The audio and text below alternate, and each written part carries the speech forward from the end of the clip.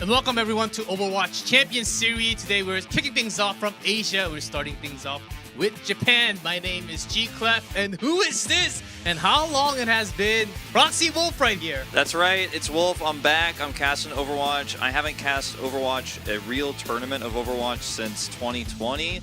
So it's been a really long time. I've done some show matches since then. One in this very room was really fun to do.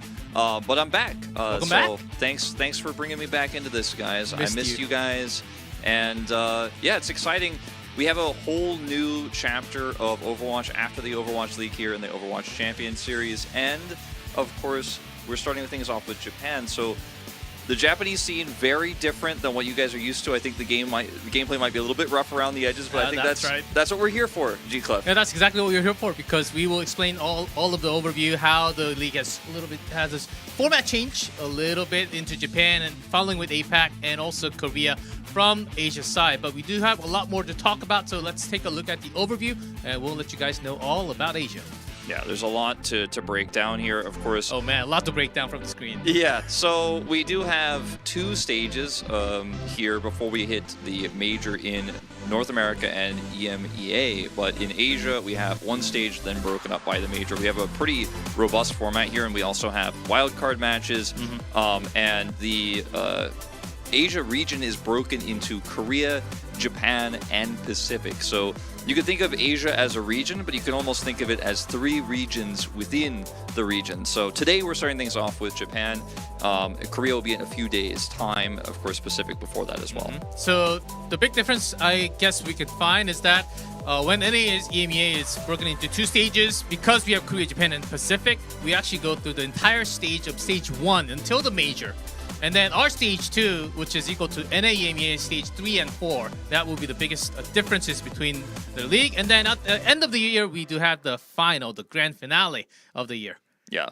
So there's a lot of Overwatch this year for you guys, and the Asia main event is also pretty unique to us as well, and I'm really looking forward to that a little bit later on before we hit the summer. So should be very exciting to see. And then of course, in terms of how we do break this down, like I mentioned, we have three different regions within here. So there's the Korea Open, the Japan Open, the Pacific Open, that of course feeds into the Overwatch Champions Series. So that is kind of the format. Then there's a wild card match, of course, after this to see who qualifies for Asia. It's going to be basically all 7 days for how many weeks? About 2 months-ish. Slightly more than that if you include what's happening with the wild card and the Champions Series. Japan 3 days, Pacific 1 day, and then Korea 3 days. You go to 7 days. So 7 days a week full of Asia from Champions Series. You're going to have a lot of fun, a lot of entertainment from all of us. As you can see from the schedule, stage 1, stage 2 to follow. All year long, Overwatch entertainment with high quality, you name it. Yeah. And of course, here are the results from the Japan Open. So you can see it was a 5 group tournament, and we had a lot of teams in here that were giving it their all.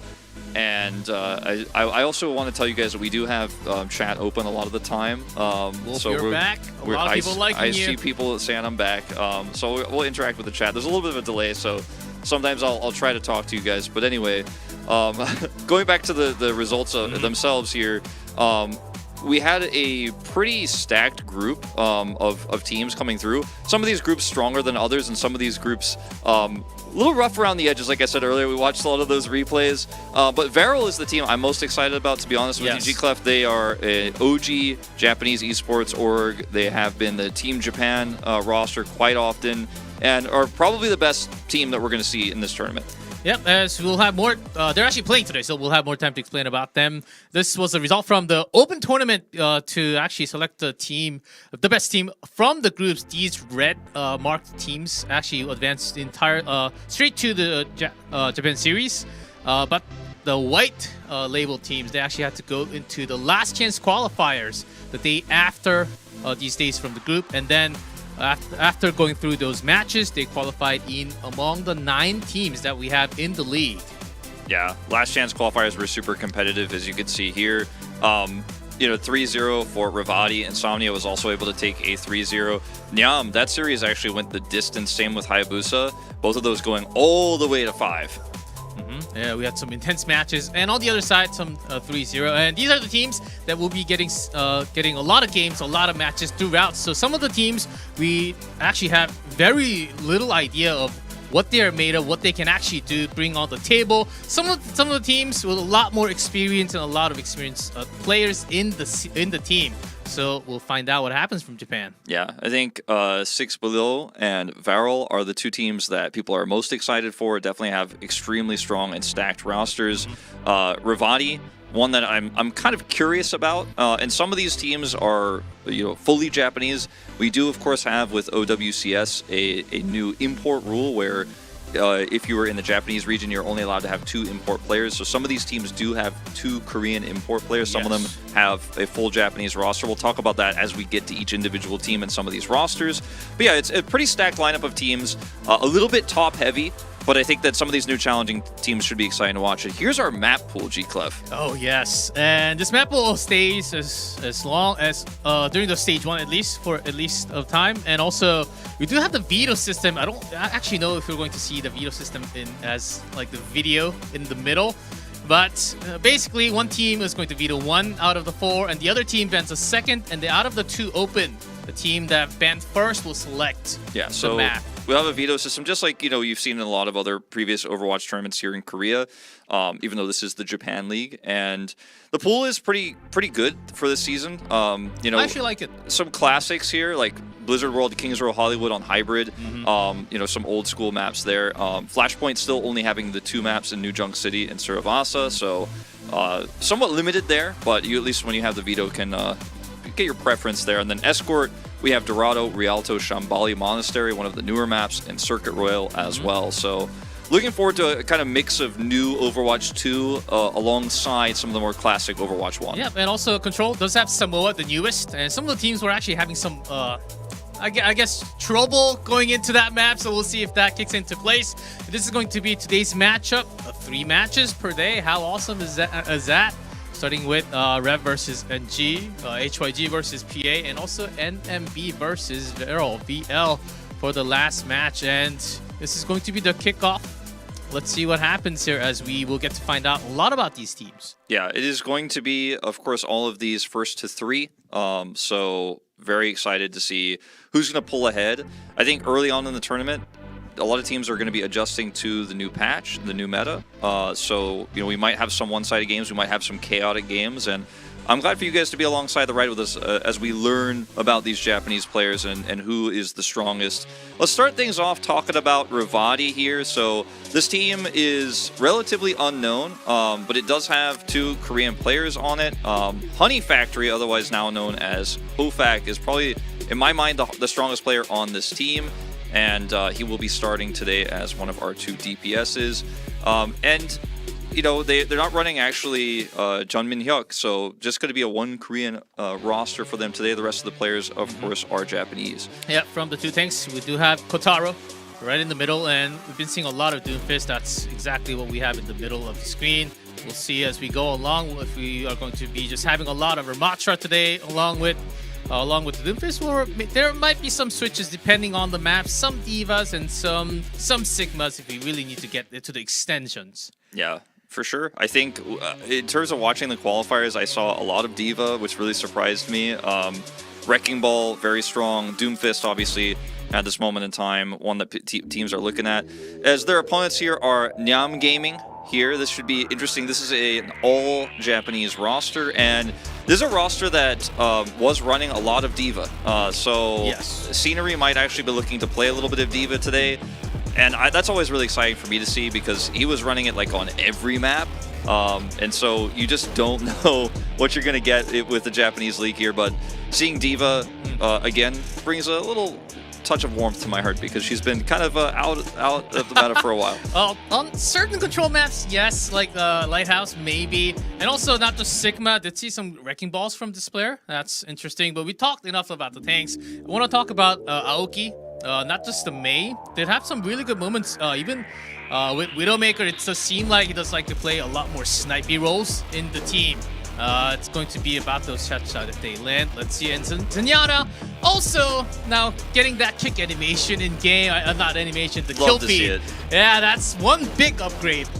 the reason why you play this hero. I mean, how can we have the hammer for Torbjorn only and no Zenyatta foot? I need the Zenyatta foot. That's what I need. This many years. This many years in 2024, we finally have it. And I'm very happy for it.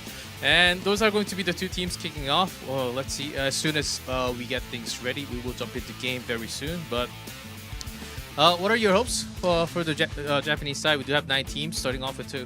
I mean, for me, like my hopes for day 1 here is that you and I and the fans at home are going to learn a lot about what these teams' tendencies are. As we'll look at the bans here, the map vetoes for control. So Revati taken out Samoa, and then you see Ilios taken out here by Nyam.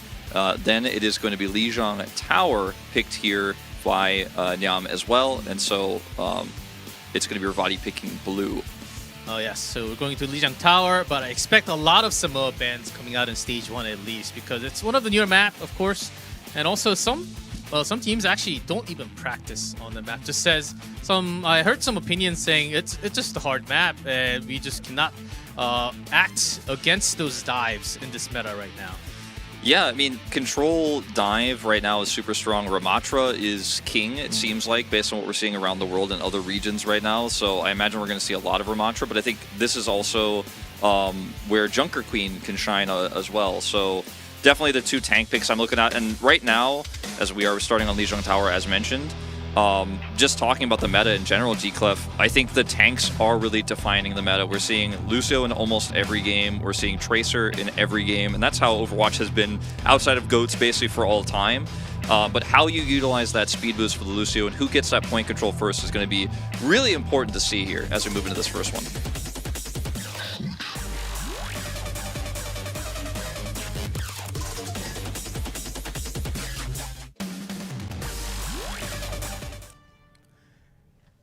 So we do have the kickoff for our first match of Overwatch Champions Series Japan.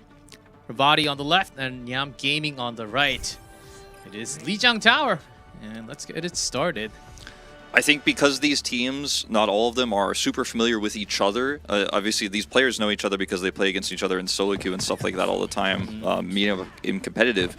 But they don't necessarily have any expectations about what their enemy's comp is going to be. So, you know, traditionally in Overwatch, you often have mirrored compositions, but not necessarily to be the case here at the start of OWCS Japan, as it looks like we are going to have a Wrecking Ball comp here versus a Junker Queen comp. So Tracer, Sombra mirrored on both sides, but Junker Queen versus the Wrecking Ball. The Wrecking Ball obviously going to get to the point first. Yep, and as we do have somewhat mirror composition for the DPS side. Looking for that dive opportunity. Exion here, starting off with Tracer, Nyam Gaming, and Aoki with Sombra. Let's see which pair from the DPS works slightly better. And for now, Junker Queen off to the side here is somewhat of a test from the Wrecking Ball player. Sombra falls first. Using that hack on the health pack pretty well here to try to control neutral here as, that's going to be Sombra's down. And actually ended up an even charge, but the first cap goes to Nyam, and this is a bit of a challenge here for Revati now to get that early cap coming through. If they can contest here before those ults come online, that is the goal. Yeah, man. We had those Sombras coming back into fight recently. And the Wrecking Ball going around. And Scenery on the side can't really deliver too much. Here's a Sombra Aoki again. And Exion will find the kill off to the side. Lucio barely gets away. Actually, does not get away. Hesty also going down, making it a 5v5, 5v3 now. Yeah, and unfortunately, the Wrecking Ball composition here just not really working out. You ideally, if you want to win the first fight with Wrecking Ball, you build up your minefield and you can delay, and it's a great composition if you work that out that way, so you can actually use the minefield to kind of build up towards 99 and then use your ult economy advantage there. Instead, unfortunately, Revati losing control early. They don't have the minefield yet to re-aggress onto the point, and they're up against double support ultimates here for Nyam, as well as that EMP charge build. Hofak is actually swapping onto the Sojourn as well. They're desperate.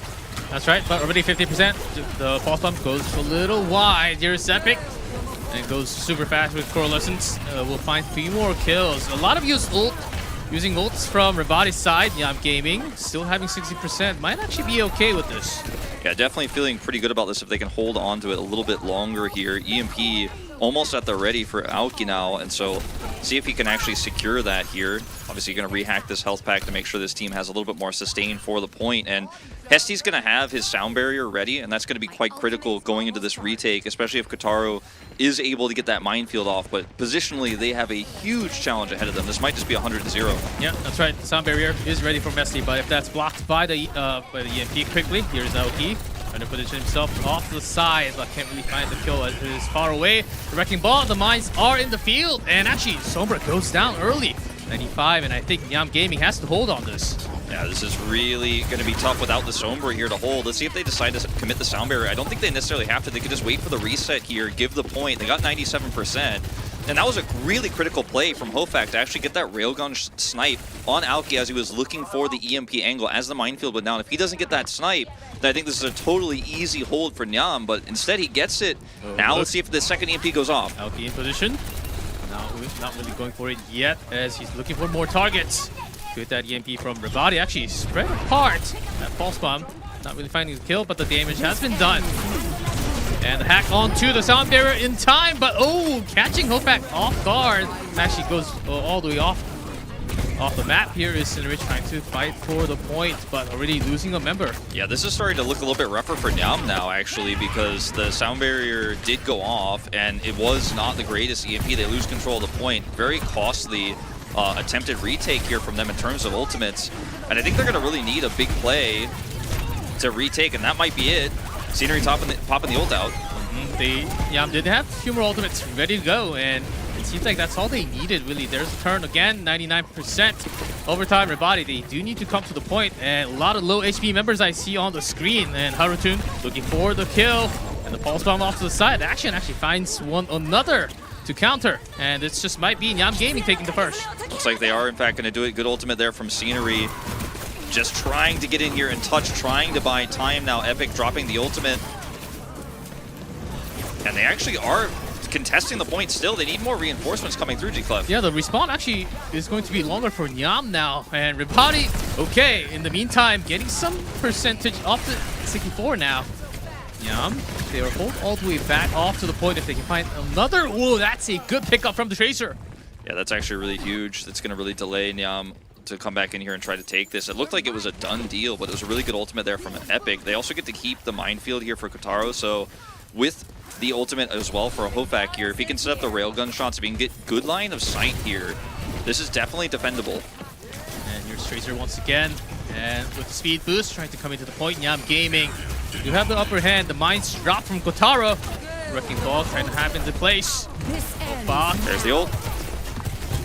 Can't really find the exact target behind the wall, but few kills hasn't been made, and Revati might be able to do it. There's a swap, 99%. And the last remaining member does fall, and what a sweep on the first map. Yeah, that was it went the distance. It went to 199 on our very first round of control here for Japan. And back and forth, it definitely was. And, you know, I'm getting a feel for how these two teams are playing and also how the region is playing. And, you know, everything we think we know about ult economy, everything we think we know about who has control doesn't necessarily matter if you can make the clutch plays. And with that ultimate coming through here from Hofak, with, you know, on top of the minefield that defends him, like the minefield makes it really difficult for actually the enemy Tracer Axion to actually come in there and challenge him. He does a ton of damage, minefield's well placed, and that's really the winning play there. And he had a great shot onto Aoki earlier when he was trying to go for that EMP. The second attempted EMP went off, but it wasn't as good. Compositionally here, looking like they're going to stick with the Sojourn and the Kitsune, whereas Nyam, they're sticking with their Junker Queen composition, not changing anything up. Let's see as we get into our second already, a snipe happening from Hofak. So it seems like he should be staying on that Sojourn, winning that Tracer. Duel on the other side, Nyam Gaming looking for that respawn. Scenery just testing the waters, as still staying as Junker Queen. Okay, does seem like both tanks not really changing up anything yet. Yeah, not yet. First cap goes to Revati, and this is going to be really huge for Hofak because you need some distance you can keep between yourself and those rushing you. You see he has to slide his way out. Great movement there. Still maintains line of sight. Still keeping intact here. Wrecking ball. Just going back and forth, trying to delay as we do have a Jungle Queen taking some damage off to the side, all spread apart. There's the kill again from Hofat. Another snipe comes through, and then Haruto to finish off the other members. I mean, this is just one-sided. It's a one-sided affair right now. They cannot close the gap on this Sojourn player. And then Haruto on the side has actually got this really nice cross angle where you can threaten the backline while they're trying to push in on top of Hofak, who handled the aggression well, wrapped around, and then maintained line of sight. Had some really great railgun shots, taking Axion out early in the fight, then getting him a second time. Very, very clean stuff here from Revati on this second round. The other wrecking ball off to the side, looking for that pile driver. Not really going to land. Here's Core Lessons early on. Masquerade trying to do damage and also get the heals back to the players. That's an early ult already used by Nyam Gaming. And they really, after the turn, can they get more? And it's going to be a bit of a DPS battle here. And even the Kisuna rush from Epic Hesti did go down without the sound barrier. And here it is, Raven kicking things off with, let's break it down. We'll be able to sustain a little more. A barrier coming down here too for Revati, wanting to try to get this retake off. They have the numbers advantage, and they're going to push as much as they can, as quickly as they can, rather, to prevent the time from ticking up here. Good delay by Nyam, all things considered, actually getting it up to 30% there. And this is ultimately going to be retaken from Revati. And they need to get Hofak in position to use his ultimate to get that railgun value. So this is a great position for Kataro. It seemed like both teams were trying to really go off to the side, and also both of the support. A lot of people actually do say it is the main healer meta in Season 9. And a few members of Nyam Gaming already getting their feet into the point. Here's that EMP.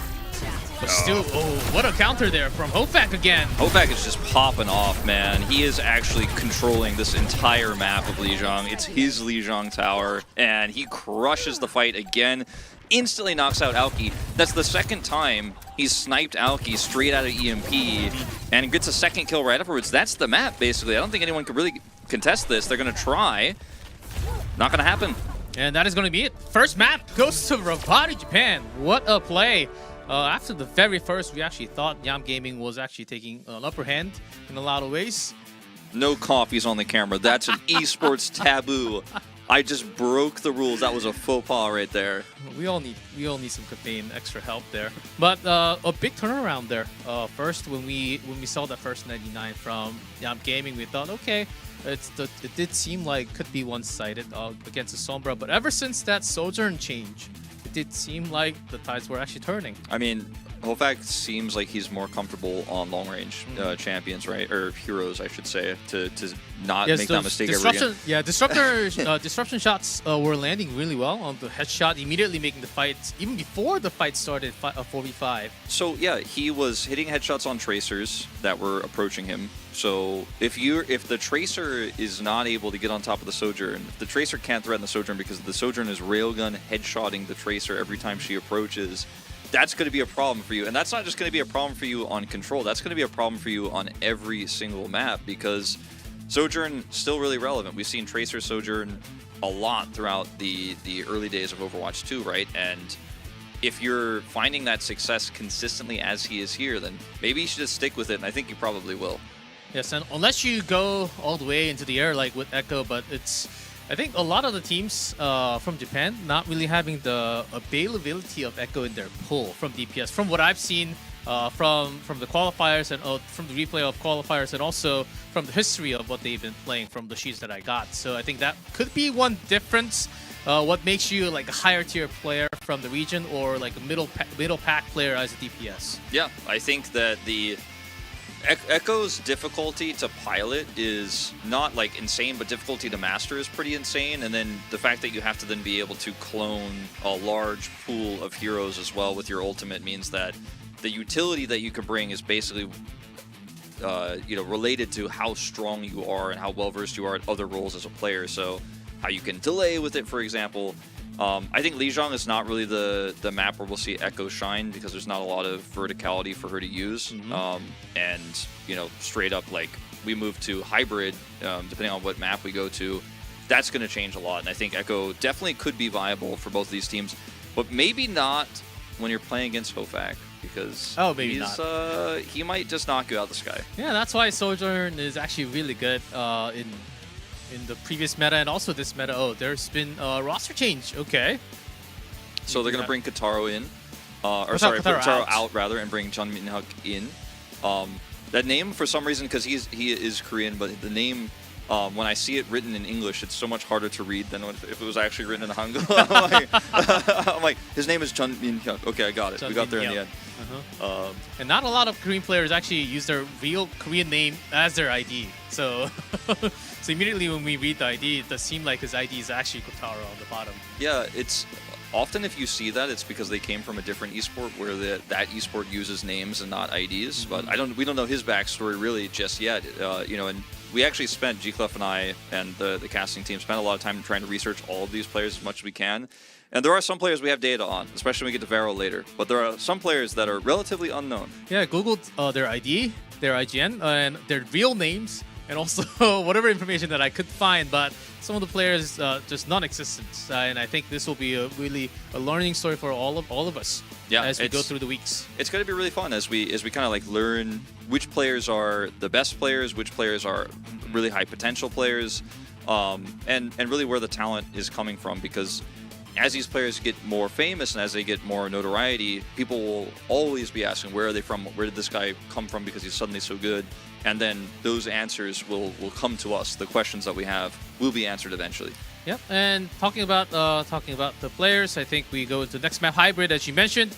Do have the pull from Midtown, Blizzard World, Kings Row, Hollywood. So, and Kings Row, I do like the addition of Hollywood in the map here. Old style, the classic style here. As always a map where you can have a lot more range, also some airtime. Farah, of course, it gets some massive change recently, and I was always a Farah fan until she really had to be like out of the meta. Whenever I pick her, there will be chat saying something at me. So, and then after that point, okay, I'll switch into some other heroes. But now I think she's like kind of back. Not into competitive yet, though. Yeah, not into competitive. Obviously, the changes make her a lot more viable, and her projectile speed and like rate of fire. These things are actually going to be really important, and the new movement makes it a little bit easier to get into position to do damage. But I mean, maybe in Japan, we'll see it. Maybe in Japan or Pacific. I don't think we'll see it in Korea, but... Oh, yes. And since we're actually talking about Japan, compared to, because we, as a whole, we do have Asia, right? Compared to, if you really have to compare the style and the meta differences, if you really have to point out, compared to Korea, compared to Japan is a lot more stale. If you talk about changes in-game, out-of-game, the meta shift, even if we have an immediate meta shift into some different heroes, Japanese teams will much more will be staying until the few weeks and testing out, and if they keep on losing, then they will switch into the real up-to-date meta. And that usually has been a lot of the Japanese teams. Yeah, a lot of esports in Korea, the Korean way is actually that way, where you actually master something so well that it's very difficult for you to change it because you've been practicing and training so hard of one play style. Whereas Overwatch in Korea, actually the Korean teams were usually kind of leading the meta and experimenting first and actually going really fast into new metas and constantly pushing different compositions. Whereas so far, it seems like Japan, and based on what we saw in contenders from the Japanese teams as well, they kind of just master things, and then when they start losing a lot, like you said, they're like, well, now is our time to to push it through. Yeah, Tracer Sombra, those DPS duo, it's always consistent, pretty good. If you have you can always, and especially if you're a better team, you can just stomp down on the opponent. That's a straight fact. And which worries me actually from these teams actually already playing, because we already know that Varrel is one of the best in Japan already with Sombra Tracer. So yeah. I think that's something that you should take into mind, because Varrel will be playing later today. But it does seem like we do have a slight hiccup. Don't exactly know what's going on at the moment. So we will actually take a short break, guys. It won't take long, I promise. And we will come back with the second map.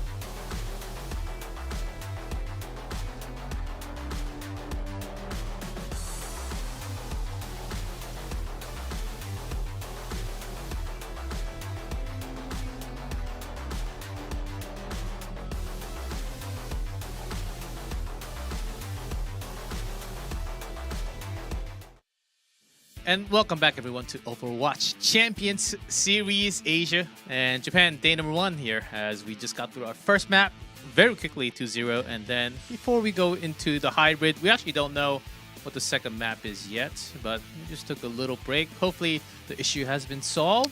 I think so. Yeah, I hope believe so. I believe it has been solved, but like belief doesn't get it. Okay, here we go. All right. Oh, okay. It's happening. It's happening. All right. So, oh, G-Clef, I get what I want. All right. So ban Midtown, ban Hollywood, and then pick here from Revati on Kings Row, and that means Nyam is going to defend first. So, Kings Row. This is the map I wanted to see, just selfishly, because it's been a long time. It's a classic Overwatch map since the very beginning. So that's what I was looking forward to. You wanted to see Hollywood. Not going to happen this time, buddy. There's a banned Not away. today. Well, maybe in the later matches for sure, yes. Sure. And I was guessing that it was going to be a lot more Midtown, but I guess not, just for the first map. Kings Pro, I'm fine with it. Let's see if pigs actually go, teams actually go a lot more defensive and go into the higher maps or not. Pretty excited for this hybrid. I am as well. I think this is going to be really interesting to see. Defense first here as well means that we could have if we see a dominant performance again here from Revati, a very, very strong push, but only time will tell. Yeah, it could be a full hold if they keep on playing like that. We'll see as we go into the game. The second map is ready. Let's see Kings Row.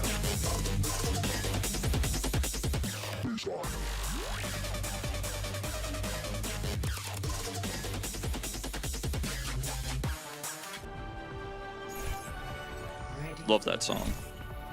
It's hype. It's hype. And we get to hear it every single time. And I'm going to like it a lot. And this is Kings Row. And all of you guys should know what this map is all about. Let's see if they can actually full hold. Yeah, I mean, I don't think Nyam's going to full hold, to be honest with you, Clef. Yeah, not starting. Because today. I'm actually, it might be a little early. I'm going to be honest with you, Clef. It might be early, but I'm kind of already a huge Hofak fan. Really? I'm the Honey Fac? Yeah, I'm Honey Factory. He's making me a fan. We'll see if he can break this on an early push. He is teasing the Hanzo, but and we he know he's might, gonna swap. yeah, he might turn me into a fan because he's having the Hanzo with Hanzo keeps on getting nerfed slightly, but we'll see how this goes as he actually is going to start with the Hanzo. He's doing it. It's real. Okay. Oh, I love to see this. It's great for tank busting. Can, of course, if he gets on top of scenery, just blow him up very quickly with Harutoon. Or can just keep finding Axion somehow because this guy is just out of control good right now. And Axion's Tracer has to fall back with a blink into the side, and there's a Winston. With the shield trying to do some work, looking for that snipe. Not really going to happen yet, but already somewhat forced off the control point. I mean, they just lost control super early. Unfortunately, scenery just couldn't, hack it there. He lost a ton of his health. They need to come back and recontest. Have to take recalls back. Here's the duel again with a bit of help from the supports. But what's happening on the other side here is Hofak in the cafe. Still sniping upstairs. Scenery. 1v1 Hanzo. Can't do much. That will be the kill. But Epic finds a headshot onto Aoki. So 1 DPS down on both sides. Obviously, attacker's advantage here is quite strong. See if they can actually turn this into a primal. There they go. And, I mean, this is one way you can actually turn this one around. Hofak's going to swap to Sojourn as well, and they can absolutely contest this and probably secure this. First take is coming, and that was actually after a few of those kills happening from Nyam Gaming, so that Primal really saving the team Revati. Yeah, Scenery he needs to build a Primal if they want to contest this. It's going to be so tough. This. Yeah, it's going to be really hard. Stuck with the bomb and immediately going down. That's a dead Winston on both sides. And still contesting. The supports are actually diving in along with the DPS. They sustain Nyam Gaming. Seem like they're having a good time over the control. Another railgun headshot onto Axion from Hofak. I'm gonna be his #1 fan all day today. He did it again. His Hanzo wasn't impressive though. He did. As much of so. To be fair though, he did bust scenery and they lost control because of his initial Hanzo push in part. Yes, those storm arrows. I'm not saying this because I'm biased, G-Clef. I just think he's a great player. He's already my #1 JP player. But now they have a really nice opportunity to get some free push here and get some extra control. It was really important that Harutoon actually pulsed scenery there to make sure he couldn't build Primal to actually contest A. He got blown up. He still has the opportunity to Primal on this next fight if he can build it, which is 14 away, so he should be able to. But this is a really nice free push so far here that Revati are getting. Slow, albeit, because it's a solo push, but it is going to eventually round that corner. Yeah, but the rest of the team actually set up around the corner here. Dominic getting the nano. No. And the rage actually from the other side actually gets picked off again from... Oh, Hofac is having a lot of those headshots. Landing it for now, but okay. Here's the Winston. Scenery did get a kill onto Anna on the back, who already used the nano, so I think it's totally fine. Can they really stall it after the second corner? Yeah, I mean, this is really tough. Scenery down his ultimate now, and a rally alone isn't going to be enough. And this is where things get really awkward for Sojourn as well on the defending side. He's going to see if he can find early it. on. Yeah. Hofac trying to snap from the side and gets 1-4 now. They can get more. With the help of Sun Min-hyuk, will be able to pick 2 for 1. And Revati might be able to push a little more.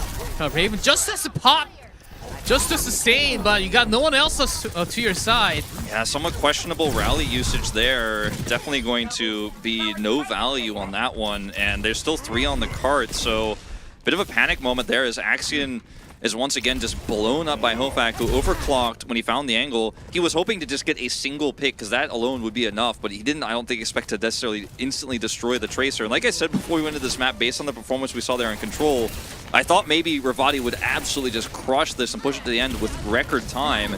And so far, that's where we're at. Scenery going to get nanoed. Yeah, able to push a little bit after hitting the second, but Revati backed off, except for the Winston, who's popping the rage. All the way onto top. Can't really find the kill alone. There's a Tracer to help from the team, but still maintaining a good amount of health. Aoki actually sustained well from the supports. Trading 1 for 1. Actually getting one more epic down. Kiriko. Their body has to back off now. Yeah. And in the meantime, actually could see some good bio grenades coming out from Masquerade. Yeah, Masquerade really saved that one, I think. The bio grenade was really good. Jun Min-hyuk popped his ultimate, really hoping they were going to be able to get Hofac into line of sight, but they failed. So now they're going to have to reset here. He's down his ultimate. Oh, actually just appeared out of nowhere. Epic gotcha. Poor Axion, man. His head is just bigger than other Tracers, I guess. I guess so, or just Hofac and Epic just doing a great job with headshots and popping another rage, but it's not really paired up with anything else from Nyam Gaming. Trying to stall this, but Revati, they just have a lot more members, a lot more firepower. Still another ult coming in from Hesti. Nano ready, Hofac overclock ready to go as his cart is just racing into the final point. I mean, I don't know if he even necessarily needs it. He can pop it for sure. He's nanoed. Here it is, and the Nano overclock. Hofac looking for with the slide, dives in, looking for this opportunity, but everyone's behind the walls hiding. Scenery here, bold move to go in. Will be successful though, actually. And that's going to be the end of that. I feel like Revati definitely a little bit haphazard on the play. The original idea was super good because Jun Min-hyuk can go in super early and buy space for Hofac to get high ground there and actually have some angles for Railgun. But then when he dropped down and got the nano, that was 2 ultimates committed there without really having any substantial control, and the cart wasn't quite towards the finishing line yet. So very much going to cost them a lot of time, let's say, G-Clef. The time bank will be much lower than it could have been. And also both Winston's, because it is potentially a lot more dive. There it is again. Oh, I don't recall Tracer's head being in the patch, the head size. But yeah, Hope actually goes down to Scenery, who has been picking off a lot of supports and also the DPS. Here's the Tracer bomb. Harutoon finally popping off a little more damage compared to what he had been, but the rest of the members from Nyam Gaming already down on the ground, and Revati might actually get the full push. Yeah, it's looking likely. Good deny here of respawns coming through from Jun Min-hyuk, just keeping everybody out so they cannot contest the cart. And Hofac also going to swap over to Widowmaker here for just a moment. Yeah, that should be the secure. And Axion just to stall time, recalls, but a little too far away. Does have another blink, but that should be it for full push from Revati, Japan. Oh man, I missed casting Overwatch G-Clef. This is fun. So much fun, right? I think if this continues, I think I know how I'm voting for MVP for this first series. But I thought you already got the MVP vote in. Oh, we do have a pause. Yeah, just for a second. Just a brief pause for side switch as we go into these highlights. There were some really clutch moments, I think, from all of the support players in this one. Raven as well having a bit of an issue, you know, when he popped that rally earlier, but otherwise, like, pretty good plays. Kitsune Rush was really nice here to actually get Jun Min-hyuk into position to try to get that line of sight set up, and then they really overcommitted. on the follow-up play. And there was a replay, and then there was a slight pause because we do need to have the players in for the second part.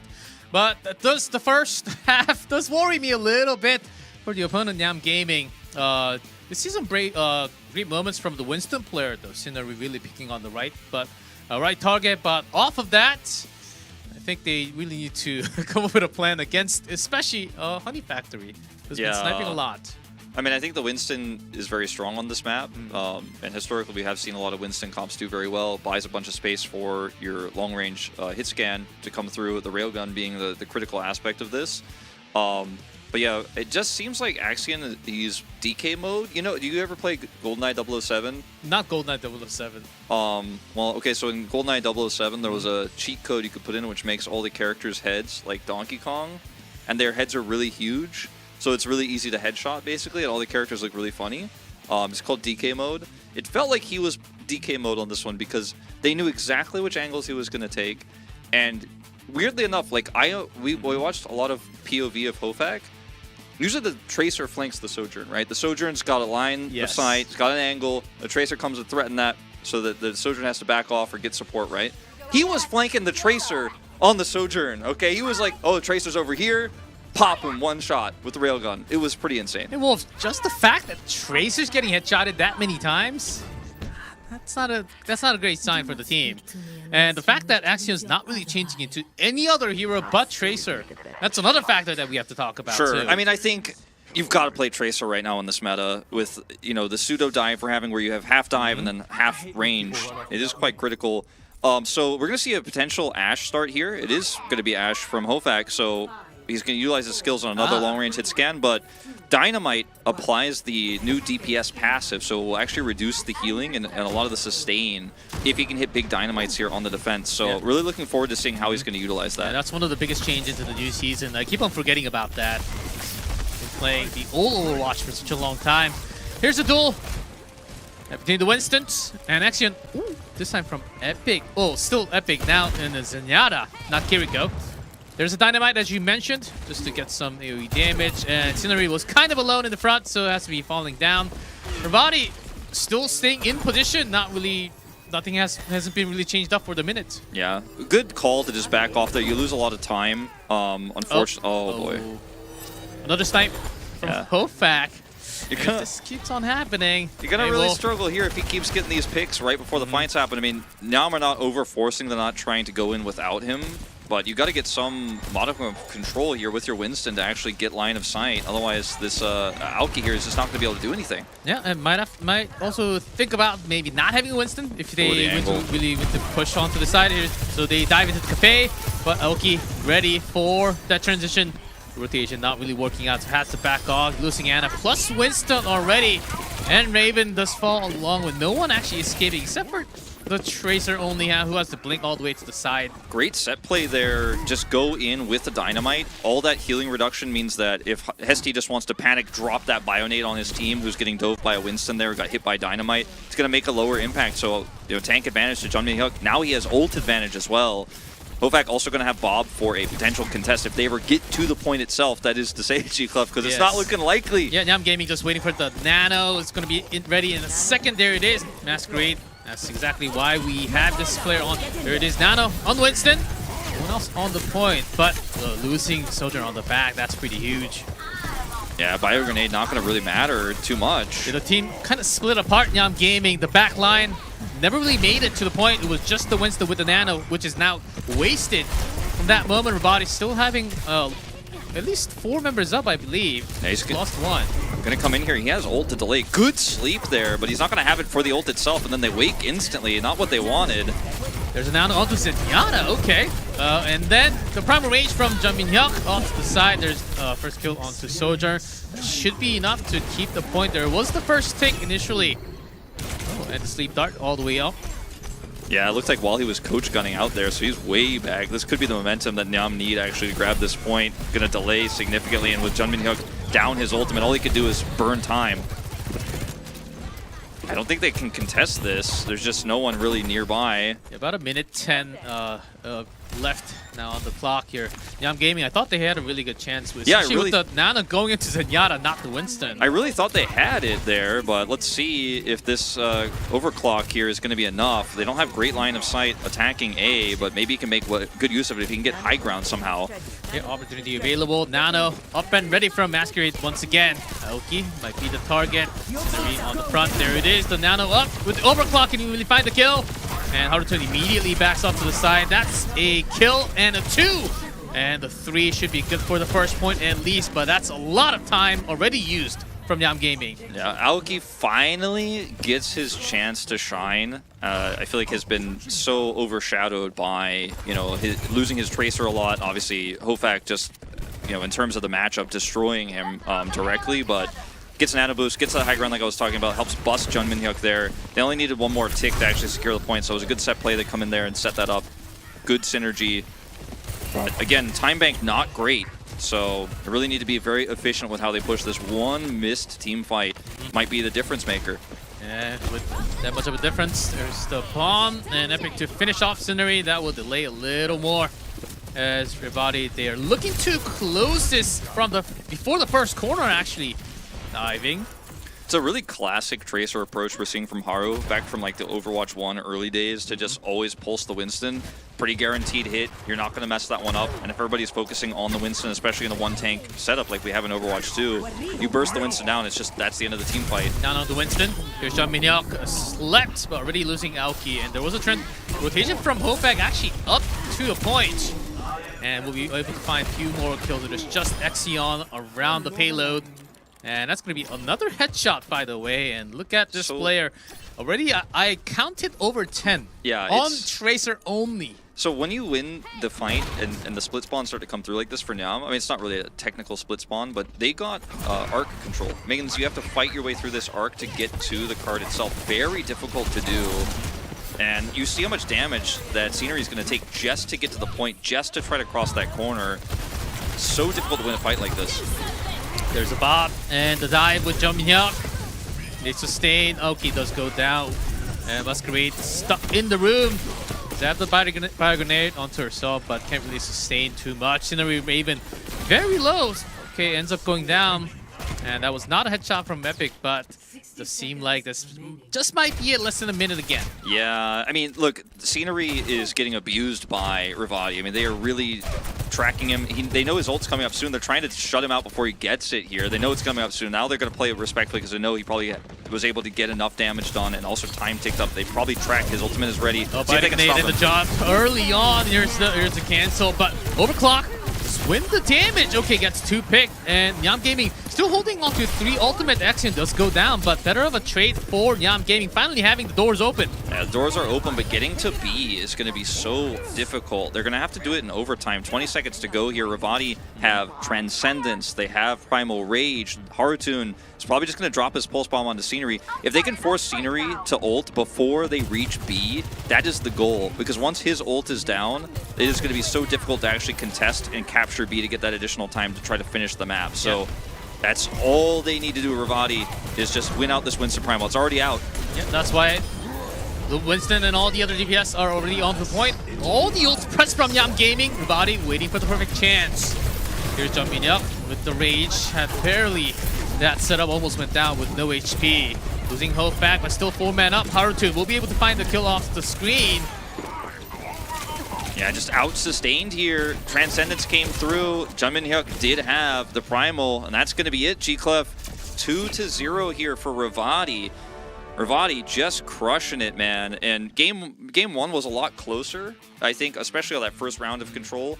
But when you have these wider angles, and they're clearly very well versed at King's Row, you have these wider angles for Hofak to pop off, the Ashe synergy with their Winston. The whole name of the game, from the very beginning, from their very first attack where he started Hanzo, was just to push Scenery down, win the Winston battle. And I think that's why they made the substitution. Let's bring our Winston player in. He knows the Winston v. Winston very well. He's going to sit back with the team. They're going to play around him.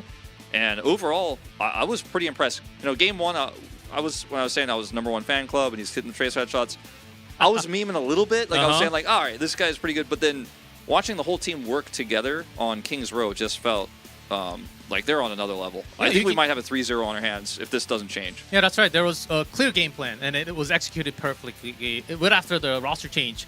Let's see if that keeps up, and let's see if Revati can actually finish our first match with a 3-0, or things might change a little bit because we are taking a short break, and when we come back, that map number 3.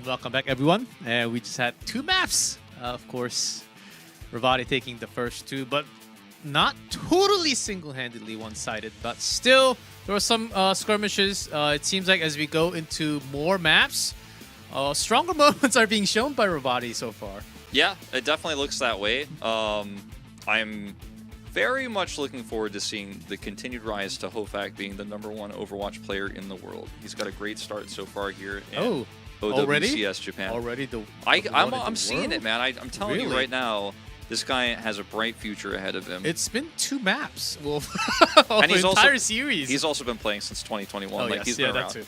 too. We do have this substitution. As you guys probably expected, Kotaro is going to be coming back in for Revati. So it looks like John Minhyuk was playing the Winston strategy there specifically for King's Row, which is not surprising considering how well he dominated with his team, the tank matchup there. So I'm imagining we're probably going to see him with Kotaro coming back in, maybe going back to Junker Queen, or perhaps even Ramatra, which is very strong. The next map type is Push. So we'll see our first Push game of the season. And we do have the map Veto. And we do go into Colosseo. So as for Esperanza, because we only have 3.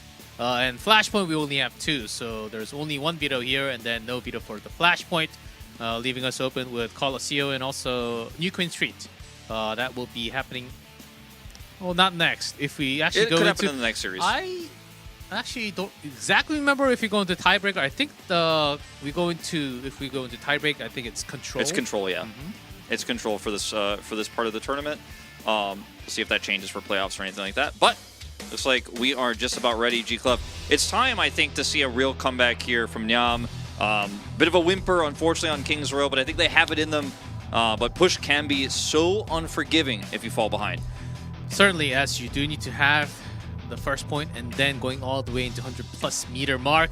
Just Colosseo. Let's see if either team can actually push all the way, or we might just come to a hold in the middle because things are still up in the air. It is the first day, first dance. Players might be nervous, even though if it is online. But map 3 is ready, everyone. Let's see what happens here.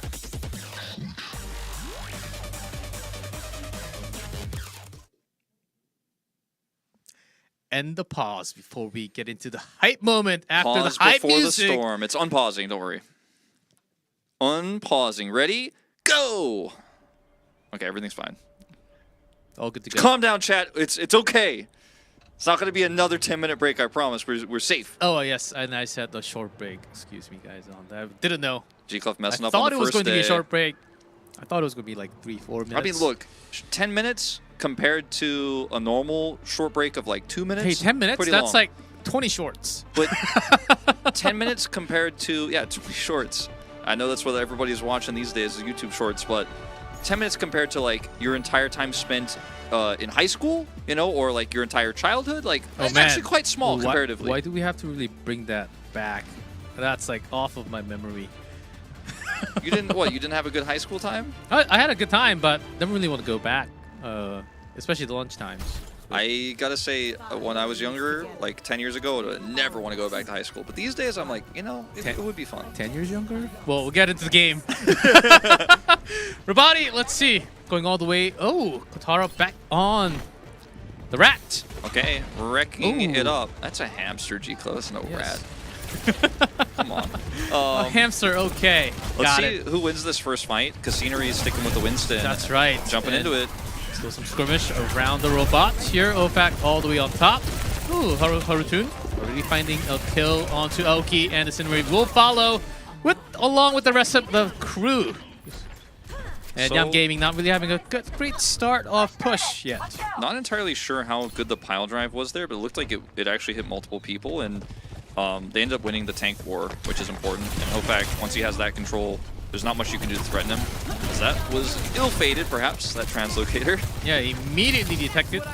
The locator wasn't down before. And that's what happened before, too. Kotaro, I think, did get a slight peek of that Sombra. So Kotaro did get focused. Okay, Harutun actually getting the kill off to the side. That's a Tracer. Getting some more kill. It does seem like we're having some more moments from Harutun, the Tracer player from Revati. Yeah. Kill onto Axion here. Axion just kind of desynced from the rest of his team there and instantly taken out. Masquerade as well. Another railgun shot here from Hofak. The Honey Factory is pumping it out today. I don't know what to tell you guys. This is so one-sided, and like they actually are going to get control of this bridge here now, and they have full line of sight for Hofak. And that means that if they win a team fight here before some of these ults come online, we could just push it all the way. I mean, second checkpoint is already a given, but pushing it all the way here, this could be some sort of record, G-Clef, if they actually win this next fight. I think, though, Scenery should be able to get his ultimate before that happens. All right, there's the checkpoint. I don't know if that's a record, but 809 seemed like a pretty big time bank to me for the first points. And Revati will still keep on pushing. Nyam Gaming, after the check, wants to come fight. Maybe they didn't really have the perfect timing before the check mark. Epic is popping off too. Okay, bit of a, you know, a little bit going too deep on that one, let's just say. But back and forth. Nyam Gaming, they wanted to contest with basically no ults used yet. From their side of things, Revati, they already used a couple. Just going a little bit deep there, but they won't be punished for it as they're going to reset early on. So Revati getting a really good feeling about it, just going to press and say, okay, are you ready for this, Nyam Gaming? And they are indeed ready this time. Okay, popping the rage, sustaining some more. Okay, the snipe onto the back line doesn't seem like a good idea again. Sceneries here on the front, getting hope back, but in the meantime, I mean, the backline's dead. The robot's still moving is the other problem here. And like, even though Hofak died and that's a lot of their damage gone, they still have so much sustain here. They're not going to commit to anything beyond. Okay, EMP on the back, getting two, but the follow-up, not really catching the kills. And sound barrier coming from Pesty. Keeps Kotaro Epic alive. Harutoon still doing damage from the side. And this robot isn't going anywhere.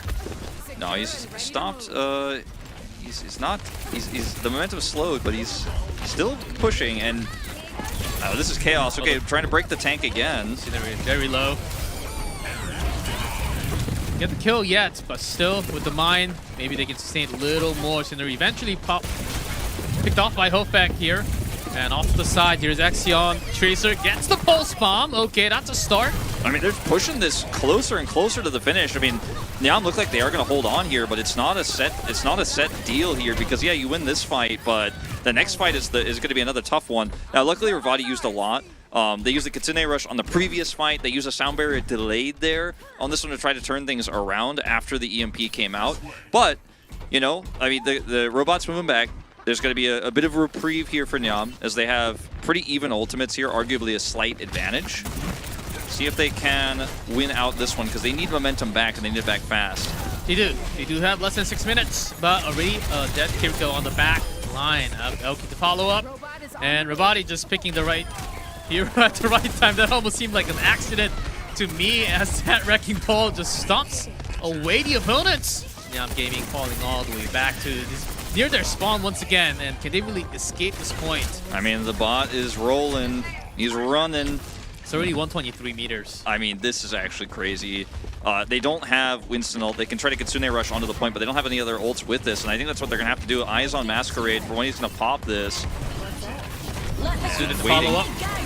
And Hofak already getting a kill onto Tracer. Following up as Nyam is actually looking for the dive onto Revati. So things not really working according to plan from Nyam Gaming, and this robot might actually go all the way to the end. As you do see some more stall. Yeah. Of course, it's next to respawn. Yeah, the spawn advantage here is you could feel it, but the Kitsune Rush may actually just be once they heal Katara up here, allowing them to minefield the entrance. The way they finished this one. Notice what Revati's doing. They want the sound barrier. They want the sound barrier. All five, and starting with the Kitsune Rush. And let's see, Nyam Gaming. Early rage, but no barrier available. Raven picked up immediately from the Tracer. And that's not a good sign here, as both of the DPS gone. Revati doesn't even have to press all five, and the final factor. Overclock ready to go. Hofak presses the button. Oh, sound barrier just in time from Nyam Gaming. They sustain Exion, does find a kill, but a kill traded from Kotaro. EMP. Not going to be enough, I don't think. That's it.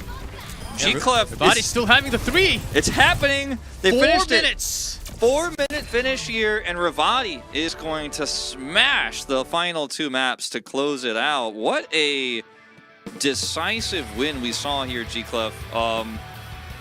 I gotta say, that was some of the most one-sided Overwatch I've cast in a while, and that's just because I haven't cast Overwatch in 3 years. But that too.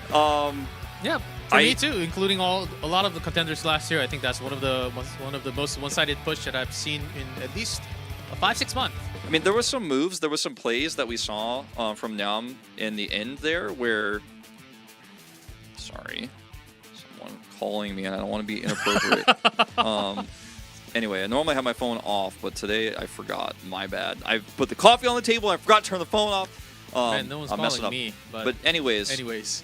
So the final attempt there where they Kitsune rushed in and tried to get the Winston to get Primal could have worked out, but it was a little bit sloppy and they didn't know where Hofak was. So once again, guess what? He kills 2 people. And by the time that Scenery gets close to his ultimate, he's just burst down as well. And I feel like there's no doubt that Nyam know what they're doing. Like, they have a good game plan. Mm-hmm. The ult timings and the ult economy was decent. It's just that in terms of accuracy in their hands, they're just a little bit behind mechanically their opponents here. And Hofak, he, for me, definitely player of the match. Player of the match, you were speaking, and I think we have one. Who is it going to be? It's got to be Hofak. Yeah! Yes! Got him! The new hero of Japanese Overwatch, Honey Factory. He is Korean, by the way, just to remind everyone. He went by Honey Factory. He's been around since 2021, played in a lot of smaller tournaments.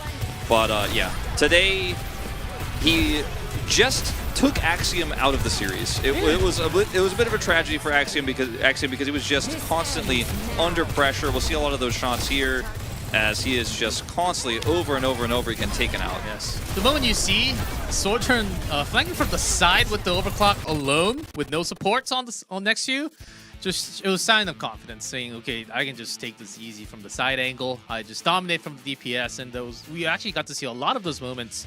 And let's see if he can do the same from the other 7 teams. Excluding their team and the other team. Yes. Don't do math on stream, G-Club. It was -1, -1. There you go. 9 -1, -1. That makes 7. 7 other teams for Hofak to destroy on his road to our Asia Championship. Maybe not Nico and Kuki from Varrel. We'll see. We'll see how things line up when we get there later on, because we do have the round robin system for the 9 teams. From Japan and also APAC, also Korea, so we'll see how that goes later on. But certainly, player of the match, a lot of that highlights. And highlight does go to Hofak, but I wonder what's going to happen from Nyam Gaming. That's my concern. Yeah, I think we're going to have to see a big bounce back from them, back to the drawing board a little bit. But outclassed mechanically today, maybe they can grow as the season progresses. Yep, and we do have 2 more games, so 2 more matches to go through tonight. We do have the next match coming up soon. We'll take a short break, and when we come back, we'll have that second match of the day.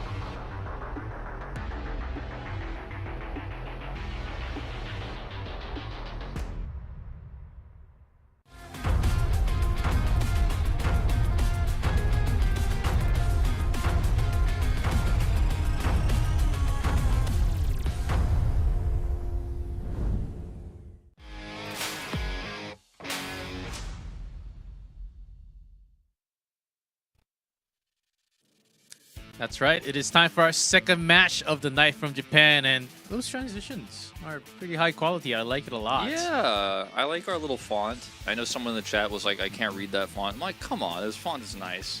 Come on, it looks like It's like clean. ancient time spellings, or I guess you have a better way of putting it. I don't know. For me, like, this is gonna sound really weird, but it looks delicious. It's like if you wrote out Japan. Oh, hold on, hear me out. If you wrote out, if you took a bunch of different French fries, okay, and then spelled out Japan with you, because it's got its own unique jagged style. Each one is different. I don't know, G-Cliff. I'm really just making stuff up right now.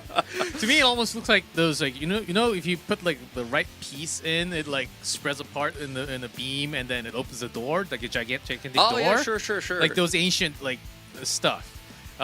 It does look like that kind of fun. Sure, I like it a lot. Yeah. I like it a lot. I do want to mention a specific game, but I don't want to. It's fine. You can choose to or choose not to. Okay. We have, of course, I'm not saying of course because it's not of course, but you guys may have predicted that something has gone wrong. We have a small delay. The players are getting ready, so... Players are getting ready, so I think it's better than rather going into the game and then having a pause. I think it is the first day, so we do need to have the players on the right order. Okay, you do this, you get ready here, and then in this order, and then when we are ready, we go in. I think that's the drill that we're going through with the players now. Yeah, and speaking of, let's talk about what happened in our previous series, and then the players will be seeing. It is going to be Revati, who took a 3-0. If you are late, if you missed it, they took a 3-0 just moments ago over Nyam Gaming, and then we're going to have Hayabusa Gaming up against Pandia. So, you know, this... Oh, you're going with Pandia? I thought we were going with Pandia. Pandia? Okay. Pandia? Yeah, I think Pandia is more correct because it's a Japanese team. And that would be how you would pronounce it. You know. Yeah, the Japanese style English. I think that's more likely. So let's talk about this roster real quick. This roster also has Korean players Vilya and Belabu. Belabu actually used to be known as Yu or Uyu. And I'm not sure if that's a play on milk or not. But anyways, he's changed his name here. He's back with Vilya. And the rest of this roster is Japanese. The starting roster will have Fragre, Alexander, and Jin. Yes, and this roster does seem... Oh, actually, Jin switching off to Mercy. I guess if we have more heroes to... As the favorite, we do have the switch. That is Hayabusa Gaming. And then their opponent would be Pandia or Pandia, however you want to see it. Here is the starting roster. Out of the 6, we do have Chang starting later, maybe. But we do have Justin, Sangyo, Dox, and Navis, and Mimosa as the support lines. Yeah. And the imports are Zeshin and Dox. We're not going to tell you guys about this every day, every single time, but I do want to make sure people are aware of the players who are playing internationally. So Zeshin and Dox are the Korean players on this roster. The rest of the roster is Japanese. Just to remind everyone, in this new OWCS system, you can only have 2 import players per roster. So a few of our Japanese teams did go for the double Korean import slots. We don't have any imports in Japan of other regions. There are some, for example, in Korea, which we'll get to later, and in Pacific as well, who are playing from a different region. And we do have the map, Veto. And we're starting with Control again. Ooh. And somewhat surprisingly, we do have Samoa picked, not banned out. Lijiang Tower, Nepal will be the bans, and first Samoa of the entire series. Yeah, it should be interesting to see how this one pans out. I don't want to draw any sweeping conclusions based on one series, so I'm not going to try to predict what comps we're going to see here, especially because it's a different map in its own entirety, but I'm imagining we will be seeing some more Sombra Tracer because Japan seems to love that as a region right now. The tanks, though, we just don't know. It is going to be a first to 3. If you're tuning in late, that's our format. Yep. We do have Samoa. I would love to see Moga, but he's not making it in any maps in competitive. Even with a lot of buff and changes, maybe one day. Yeah, maybe if they increase his damage a little bit more, I think he could be relevant. Or perhaps his jump that he does, his stomp thing, maybe that would actually make him a little bit more viable. But right now, he just doesn't fit the meta. Yep, as we do have our first map ready, it is going to be Samoa for the control.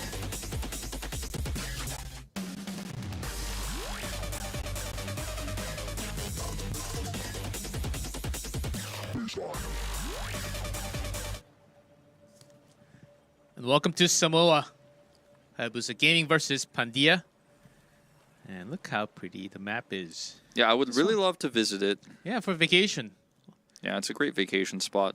Maybe not in the future after the Omnic War and all that stuff. Yeah, maybe not with less. the war and all these weapons. But, you know, it still looks like it could be okay to visit. As long as there's not 10 Overwatch heroes killing each other while I'm there, I'm fine. I'm chill. As long as I'm outside this the amount of map that there is. And Bit of a pause. G-Clef, I can see there's a little bit of information here we can glean. Bellaboo starting off on the Wrecking Ball. Looks like we're going to unpause. He played a ton of Wrecking Ball in the qualifiers. I think almost exclusively. And I expect that that is going to continue. So we'll see how reliant they are on it because it is very strong right now. yeah, there were few Wrecking Ball players that are just playing Wrecking Ball on all maps, which we did have few players actually playing Wrecking Ball in certain maps. There were certain players from contenders last year, and also, well, that was about it. But it does seem like from Japan, we actually have a lot more tank players playing that Wrecking Ball. Maybe it's a reason. Maybe one of the reasons might actually be like, maybe there's less focus fire at this level, and Wrecking Ball might be able to survive. But if we really get into like highest level of play, then Wrecking Ball sometimes just does not sustain as well. Yeah, compared to other tanks. It's really tough. Like I mean, interestingly enough, like if he gets in the thick of things, it's a little bit easier for him to survive if he has the proper heals on him and he wants to be kind of constantly causing that disruption. But he doesn't really give you much zone control out of his initial combo, right? Where he swings in, puts the pile driver in, and starts putting damage down. If you lose out to another tank in that battle because the enemy focus fire is better or their supports are sustaining their tank better because they have a little bit more zone control, and you lose the Wrecking Ball, it's really hard to win the fights after that. And like in Overwatch 1, like the original Overwatch, you could play Wrecking Ball with another tank, so you didn't just lose your entire backbone if you were running that. But unfortunately, for Wrecking Ball mains here, you know, the weight's all on your shoulders now if you're actually playing that. So you really have to have that combo hit well. And as we saw several times in our previous series, if you do get picked or if the engage is bad, the team fight falls apart. Yeah, also I think the minefield really zones out when there's a critical time. Did see, especially from control, did see a lot of the Wrecking Ball just using the mines to isolate the DPS, and maybe you can go for those kills off to the side because we do see a lot more tracers. Still, there has been a huge patch with a lot of HP changes. I guess HP increase with a lot of heroes, but still, as a DPS, there are some squishy heroes out there. And with 2 or 3 mines, you might just be going down. Of course, at this level, you're not going to be going down from the mine itself, but I'm talking like with the skills that you're going to be attacked with. So that might be the case. I mean, if you get into the minefield, you know, sometimes you might, as Tracer, like accidentally dash into one, or you're just completely zoned, right? And you're in a position then at that moment where you either have to run into a mine or there's 3 people surrounding you. So it's very, very strong as an option for point control, especially on control itself. Yeah, we do have a bit of a network issue between the teams, and whenever that is resolved, we will kick it back into the game. As you have seen, it was paused before the gates were open. So I will let you guys know whenever we solve the issue. But we have some time to fill here, as we're talking about Japan this far, but in Asia we do have Japan, APAC, and Korea. And I want to switch gears to Korea for a second. Well, I'm really excited for that Runaway match that's coming Runaway's back. Runaway's back. I know. One of the biggest news. And, you know, Team Falcons also looks really good at this moment in time. I mean, the overall lineup for Korea is pretty insane. We have a lot of returning veterans and some players that actually are kind of rising stars, so to speak, who didn't have their chance to shine or become really high profile in Overwatch League. Yeah, and I heard the tournament, the qualifiers from Korea was intense. Also, big names like Lijiang also tried out, but didn't make it into the league, but still, Hasbin was the team name. Yeah, Hasbin looks like a really cool team. Unfortunately, you know, Hasbin didn't qualify, and Ryu Jae-hong, unfortunately, was also in an accident. So thoughts going out to him, one of the most legendary Overwatch players of all time, still in recovery. We did get the update that the ping is over 60 for the players, so we are going to make a new game, and hopefully the new lobby will have the players at a more stable ping. So be patient with us, guys. We are remaking the game and getting it underway as soon as we can. Yep, and yeah, getting the new lobby set up will take at least a minute or two. So just bear with us as we are just getting things started on the first day. Well, things happen. First day is always somewhat. There's never a perfect quick day. It actually feels weird if everything goes right on the first day. Yeah. That roster has been with Lijiang, Haksal, and Bumper, yes. It's like a fan fiction gone wrong, like with Runaway and Lunatic High of different generations joining together. I do hope that, you know, maybe on our next qualifiers they're able to make that run happen if they stay together. And of course, Lijiang feels well enough to compete. I would love to see that. How well they would do against the newer talent remains to be seen, and I was really hoping we were going to get to see that. You know, the name Has-Beens is, you know, a reference to the fact that they were once very legendary players, and they're still very big streamers and very good players themselves.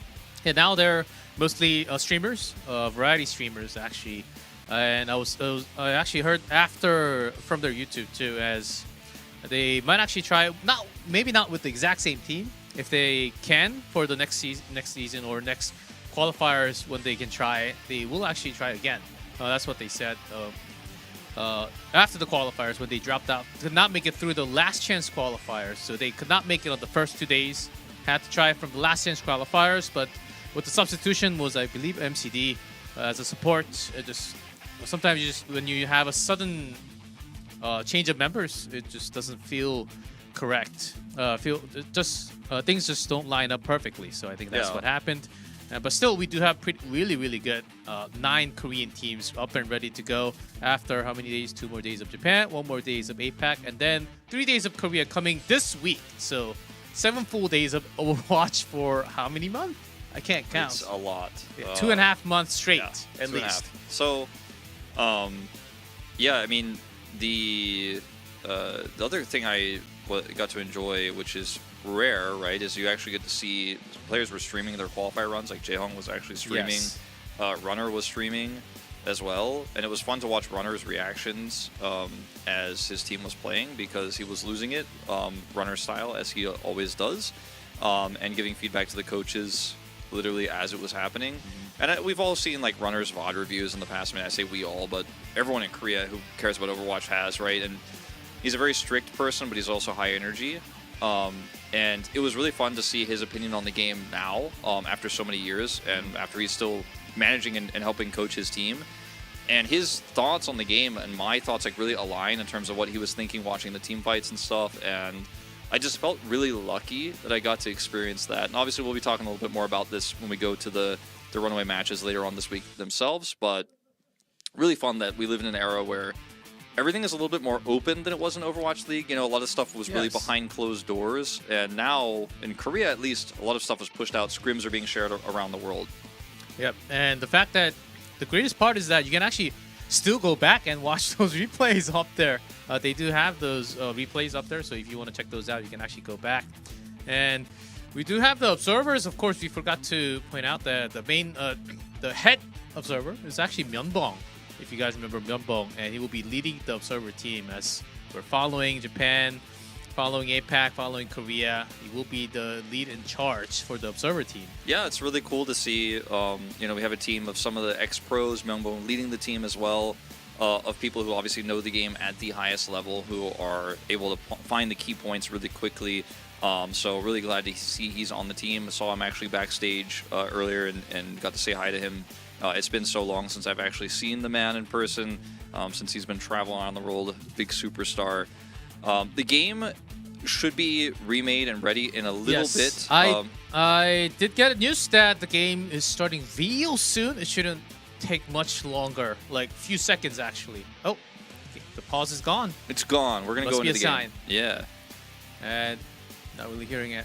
Okay, we're going in game. All right, see you guys in there. Here we are.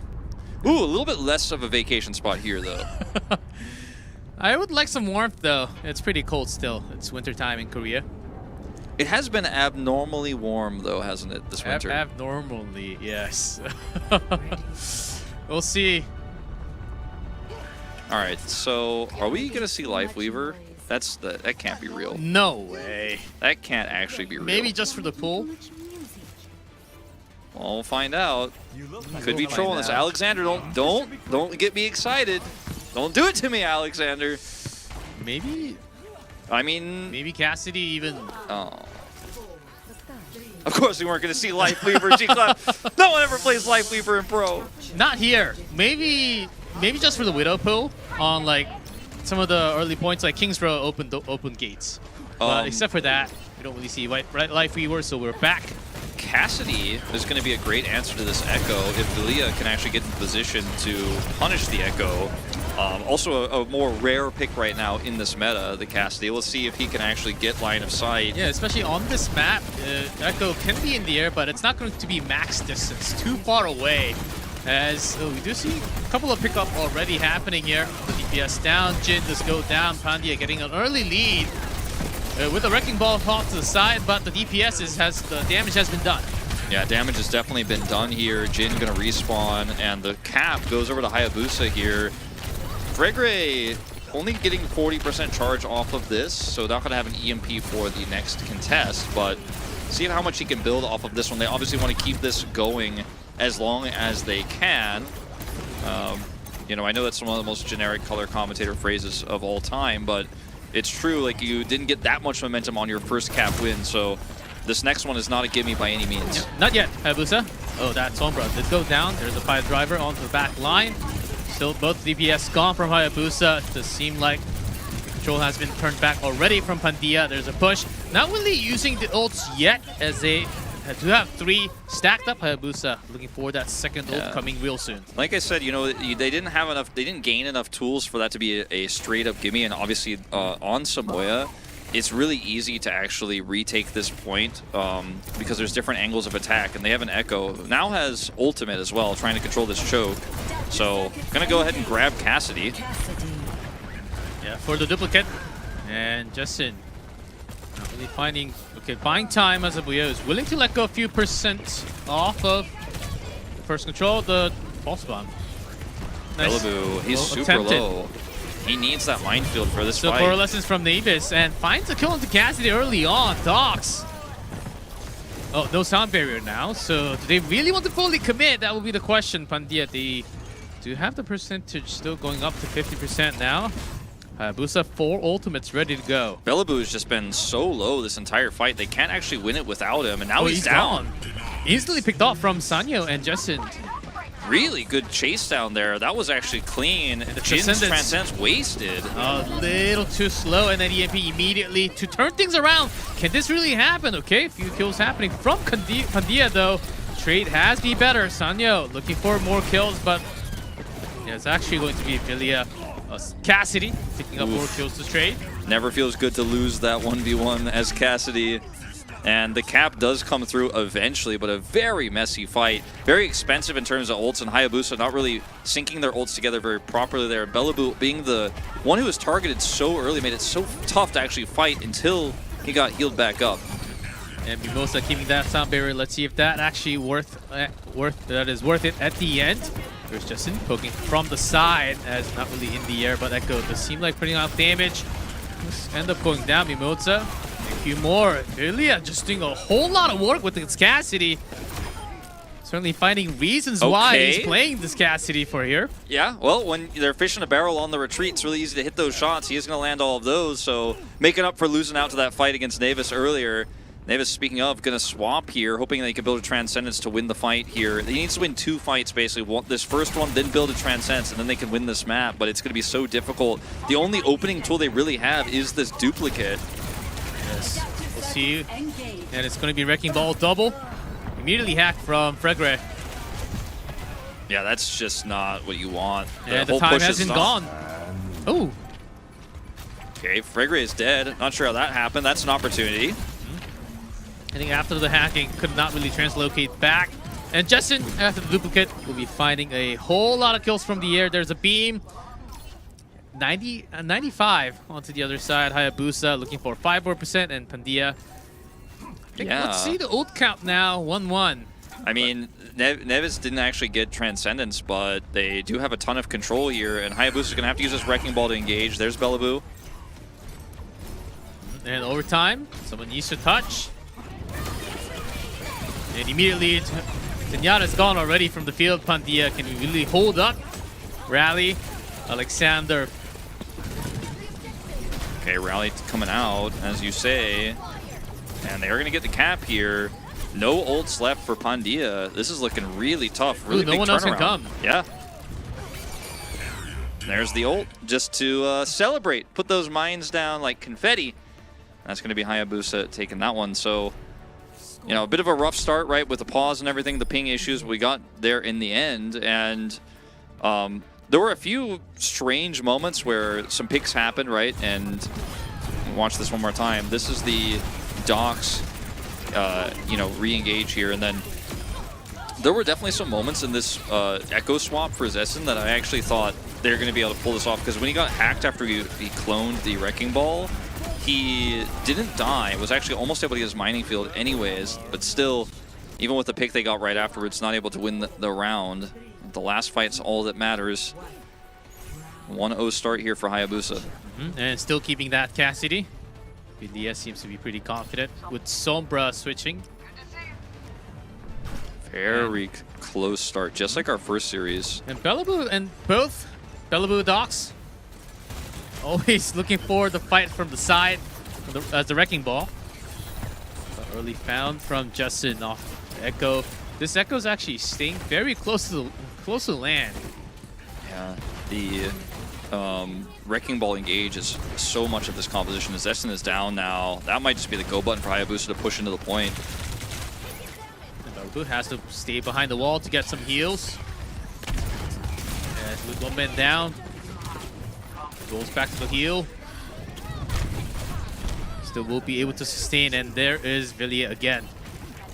Getting a kill onto the Tracer early on. We'll be having the first set of percentages from Hayabusa. So brought down. And also off to the side, Zenyatta keeps on going down. Yeah, really nice picks here. This is a really awkward fight for Pandia, though. It's tough to actually judge whether you want to come in to this one or not. They are going to contest, but they don't have full control. That's a really nice flank, though, from Docs. And not just Docs, the entire team dives in along with him. And Hayabusa didn't actually contest the Wrecking Ball position there, allowed him to get onto the point itself and then wrap around and look for the sandwich there. The flank was good while also contesting the cap itself. Really just outplaying Hayabusa in a lot of ways there. Now Pandia with a massive amount of ultimates here coming online. Duplicate going to be ready, Pulse Bomb there, and both support ultimates really getting underway. This is a fight Hayabusa really needs to win. Oh, that's the driver now. Onto Jin, getting the Zenyatta. And Docs with a bit of help from the Tracer, also having a good time just in duplicate.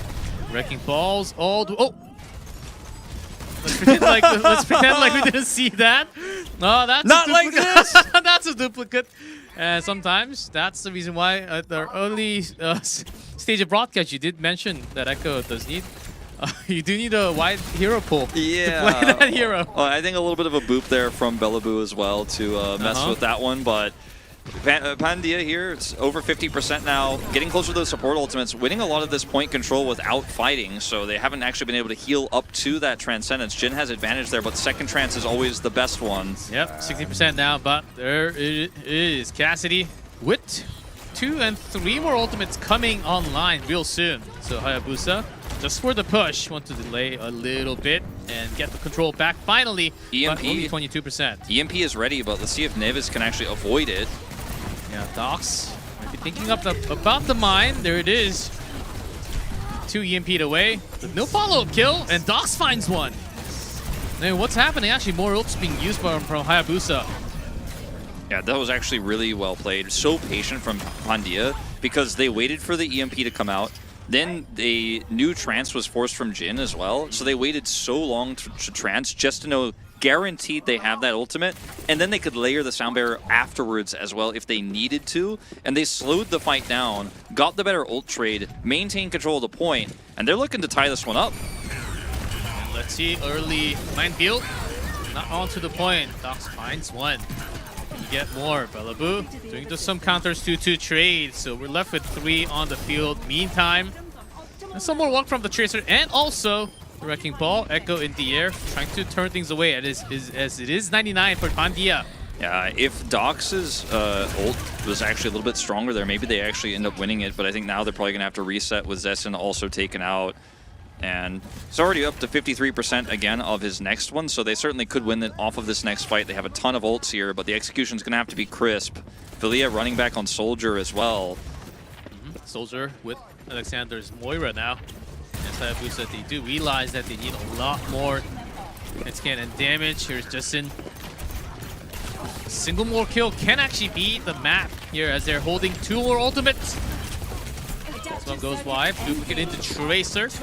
Double that DPS from Pandia. 1 point contested. Regular going down. 4v5. Not looking good. And Soldier gone. This just might be it, as we will likely to have 1-1 tied series for Control. And the last one, Bellaboo on point. But could not be handled. So they do tie it up. It's 1-1 now. Really important team fight. The one where I mentioned earlier with the Transcendence after the EMP, after the Transcendence from Jin, was really the round-winning fight. But beyond that, they played very patiently. Yeah, there was that one botched fight where Dox just tossed his mines in, and they were hoping they were just going to get the 100 to what, like 30 it was at that point, and just end it there. They did have to win an additional team fight. It was a little bit messy, but they always had the better ults, and then Zessen there was able to overwhelm with the Tracer steal. And yeah, it seemed like a nice opportunity there. Even though it was off of the control point, sometimes you just feel like, oh, this has to be the moment. But maybe your teammate is just not on the same page. Yeah, and I think the Soldier swap was an interesting choice. I wasn't a huge fan of it right there, but let's see how these comps change as we move into our final round now. Looking like it's going to be the same, the Tracer and the Echo versus the Sombra and Cassidy. Now this is much more of a lower ground and also some distance fight, so which makes it really good for the Cassidy. Fregre off to the side looking for the hack onto the moment. Wrecking Ball is hacked. That's the moment where you really go for the kill. And a lot of members following to grab the kill onto Bellaboo. Does end up getting it at the end. Yeah, just really tunneling, I think, a little bit too hard on trying to look for that hack and blow up Doc's play, and then the rest of the flank was just completely obliterated by Zessen, who did the majority of that damage. The cap comes through, and also Frigray doesn't get any charge really off of the play. Mostly of that ult charge is coming from time. See if he can make something happen here on the second attempt. Yeah, but Frigray is always scanning from the side. Certainly a map for Sombra. But not along with the Tracer. Oh, does get found again from Jessen. Well, if you're trying to flank like that and you get found, you die, unfortunately, and now he's got no ult charge really to speak of, and that's a really big problem. Both going, and the stickies really landing on the right target as Pandia is stealing away those numbers early on in the third map. I mean, the fact that like Nevis also does a ton of damage here really means that if you get caught, the burst is insane because he could just discord you. Then you're gonna have the damage coming through from Zessen and Sanyo. If you lose Bellaboo, you're donezo. If you lose Fragor, you're donezo. He's swapped off the Sombra because he knows he's not getting EMP in time for this to be efficient, and he just needs to get damage done with this Tracer. Oh, Sanyo, gotta be careful against the Cassidy. That shot could be deadly. Oh, into the room, the pulse bomb does go wide, and onto the other side. Hayabusa kicking this one off. Finally, a swap into their side. All right, so get this one with a pick there. Zessen not able to get his duplicate, as oh, that's a big pile drive.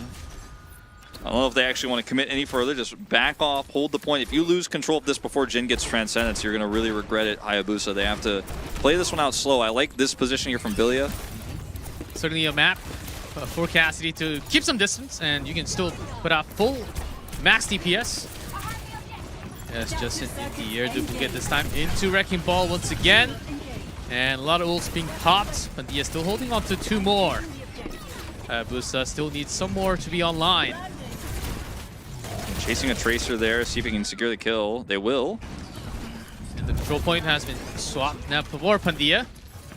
So Hayabusa, they're holding on to a few, and a few more are coming. Transcendence, even Alexander's only 30% off, 14% off. A lot of these fights are going to be decided by who gets to Transcend second. If Nevis can actually hold it, they may just be able to win the round right here, right now. The minefield placement also going to be really important. And if Villia can actually just get a pick with Deadeye, that just wins this round as well. Early minefield, both sides actually landing that minefield around control, but who can find those kills onto the side? Regret now on Tracer. And Transcendence gone. Deadeye also not coming up with anything here. Sound barrier is very close here. Time's running out for Hayabusa. They need a pick. There's a rally first, and the pulse bomb should be ready. The minefield actually getting a kill onto Sanyo. As you have mentioned before, And even the Tracer, Pulse onto Jessen, which is a rare sight, onto Echo. And with that opportunity, a lot of material spent, but at least you got the control back. No, I mean, otherwise the map is over, right? They had to win that fight. They were able to get that pick. Tracer running into the mine there from Bellaboo. Really fortunate there for Hayabusa, because without that, I think this is not going to be a win. They win it before Mimosa ends up getting a sound barrier. That would have been round deciding. He is going to have it for this next fight here. But Hayabusa hanging in there. They hold on for the longest time to bring the map of Samoa. Sanyo, Red, Tracer 1v1. Well, with the help of his teammate side recalls, but eventually let's go down. But better of a trade for Hayabusa here, only losing to Tracer. Yeah, it looks like they wanted to try to do kind of an ult push here for Zessen to try to get his duplicate up, but he got picked. Unfortunately, he's the one who gets picked. He's the one who doesn't want to get picked, so he can actually have it for that final fight. They still have a good opportunity here. They didn't give that much ult charge over. Valia, again, still uncontested on the back line. Really makes it tough to decide if you're Docs where you want to engage. And the Wrecking Ball goes in early on. There's a pulse bomb. Lands on the right target perfectly. And Mimosa only getting the sound barrier onto himself. And doesn't seem like it doesn't really matter, but let's see if that pays off. Cap's coming through here, and you see the swap over from Villia onto Sombra so we can get back to the point and try to contest here. If they can get that trance, they have a shot. There it is. Trance from Jin. Pandia. Duplicate into Zenyatta. And I don't think he's going to build a trance off this. Some trading kills. Both supports gone from Hayabusa. Pandia, they're back with few of the members from the spawn. Chaos. Great does have the pulse bomb, goes wide, doesn't really find any right target, but off of the point! I think that was millimeters away. So close. Pandia is going to win that. I would love to see a replay of that, because it was actually really hard to see if that was... I mean, it looked very contestable. The fight was Tracer messy. was just like, at least, like literally a few inches off of the control point. The fight was messy, but the fight for Pandia, where they were able to steal Zenyatta and get the basically deep push in, and then he resets back to Echo, etc. That was like where they got most of their momentum back. I thought overall the play from Hayabusa was very optimistic in terms of trying to use the Cassidy pick, and they got away with it until that final fight where he got stuck. And then all the momentum went back, right? Because if he doesn't get stuck there, maybe it's a different story. But he was being a little bit greedy. His angle was good, but his teammates were also trying to dive the backline at the same time, and that left him very exposed in that moment. Wrecking Ball goes in, Tracer goes in, he's pulse bombed. There were a lot of really small moments in that final fight where it could have gone either way, but I think the first moment that led towards the end was that pick onto the Cassidy. Yeah, it's also a pretty good pick. With this many Tracers around the meta, Cassidy can be a deadly tool against that Tracer with I guess the new grenade, so to say.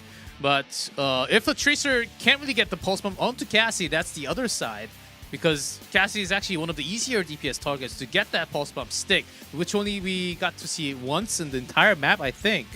The old, iteration of Cassidy, you could say, which had the flashbang, made it a lot easier to deal with Tracers because you could just simply stun headshot them, and there wasn't a whole lot of outplay.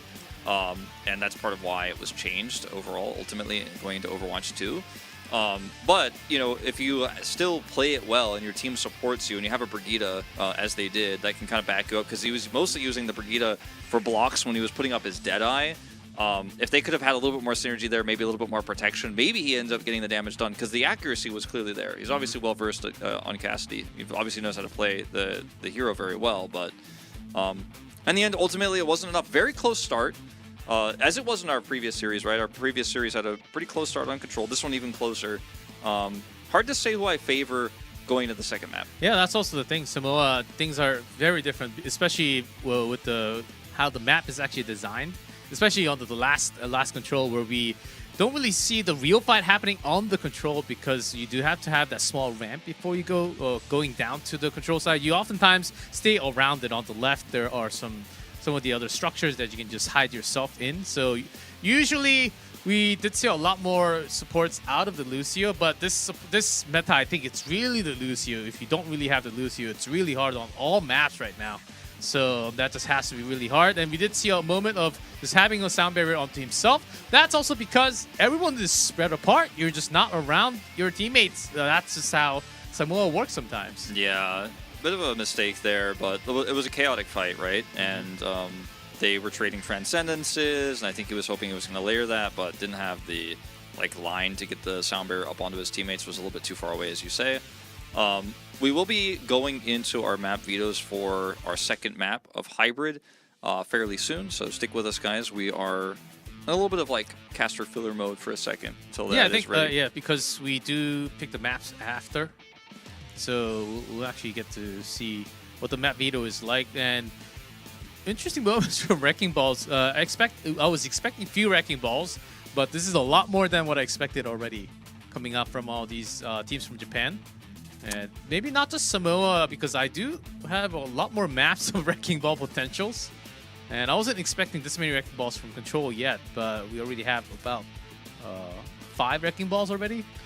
Obviously, I think we're going to see it a lot on Flashpoint when we get to that as well, just simply because it's basically Control ×3, potentially. And so when you have a specific zone that you need to control, and also on a lot of these control maps, there's a specific entry point to, or basically a most efficient entry point to get to the control point itself. That's when Minefield becomes so strong, and also just allows you to, if you are the Wrecking Ball yourself, get into the thick of things, get into that back line. If you can set up a few knockups and disrupt the enemy team, you win that battle, it becomes really easy for your Tracer to just bypass everything and get to the back line as well. So I think, and also think that Wrecking Ball kind of works like Sombra, but you can just, as you pass through, you just get a lot of information without falling to your teammate, to your opponent, unless you're having a bad time getting focused. And Sombra does have a lot of moments where you're just stealth and you just scan from the side, right, giving information to the team. The enemy team comments like that when you first start the game, and also you can kind of harass the backline if you have the chance. That's kind of like what Wrecking Ball does as a tank, but different roles. We did see the Sombra struggle a little bit there at the beginning of that first map, because struggling to get value, get hacks off on prio targets. They really wanted to try to hack the enemy Wrecking Ball and burst, and you can do that because hack lasts long enough to where if everyone's coordinated, you can at the very least get 3/4 of the Wrecking Ball's health before he can, skitter away. And then you've won the fight. So it doesn't matter if he dies or not, because it's going to take him a long time to heal back up, etc. But they weren't actually able to get those hacks off, and then he kept really trying to overforce and kept getting picked. So you could see the weaknesses of Sombra against a team that's coordinated there as well. He kept getting picked when he was found, and then Sombra is a hero that both gives you pick potential, but also is really reliant on her ultimate being used, at least in efficiency against Sound Barrier. You're dealing with Sound Barrier and Transcends on the other side, and you're sitting at 20% when they're sitting at 50, 55%.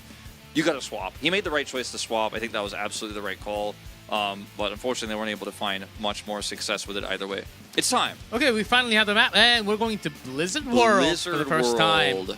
A map compared to, I guess, compared to end of last year, really, where we actually had a lot more Midtown from all the teams from all regions. And even though Blizzard World was in the poll, it wasn't really selected. It's a classic. Maybe less than 15%, maybe 20% if I miscounted. Well, I think we're going to see a little bit more Wrecking Ball. I think we're going to see a little bit more Sojourn. Well, we'll see how things go. It is Blizzard World, Map 2.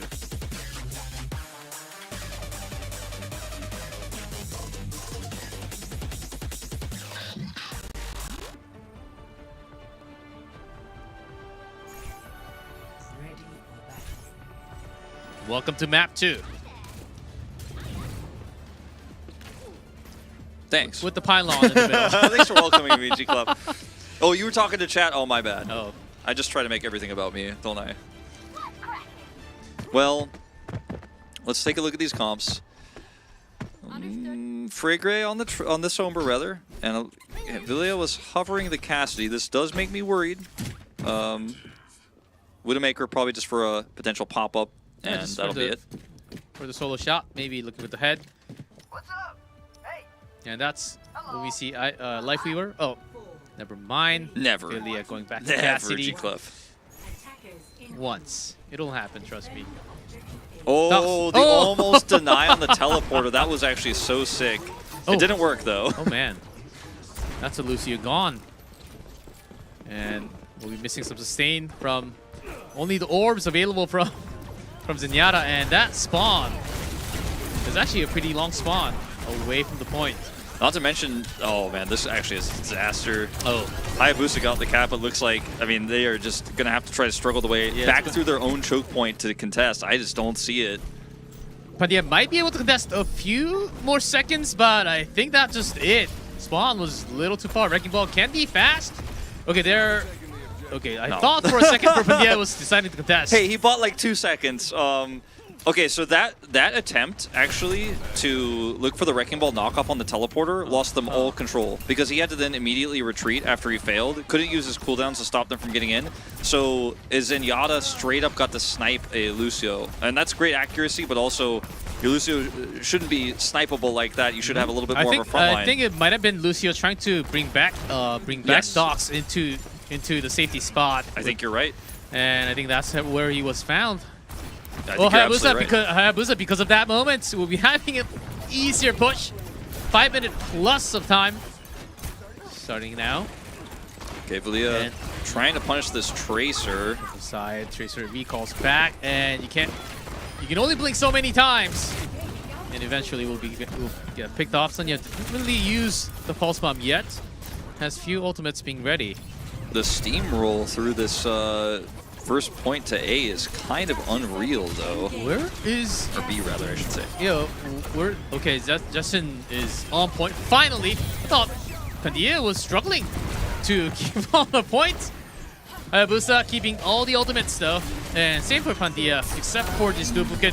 Oh, got one more done before. Switching back. Really good Cassidy play there from Zessen as well. Did the bomb on top of him to prevent his retreat, take him out. Oh man, that almost seemed like a winner already. Entire team kill. Yeah.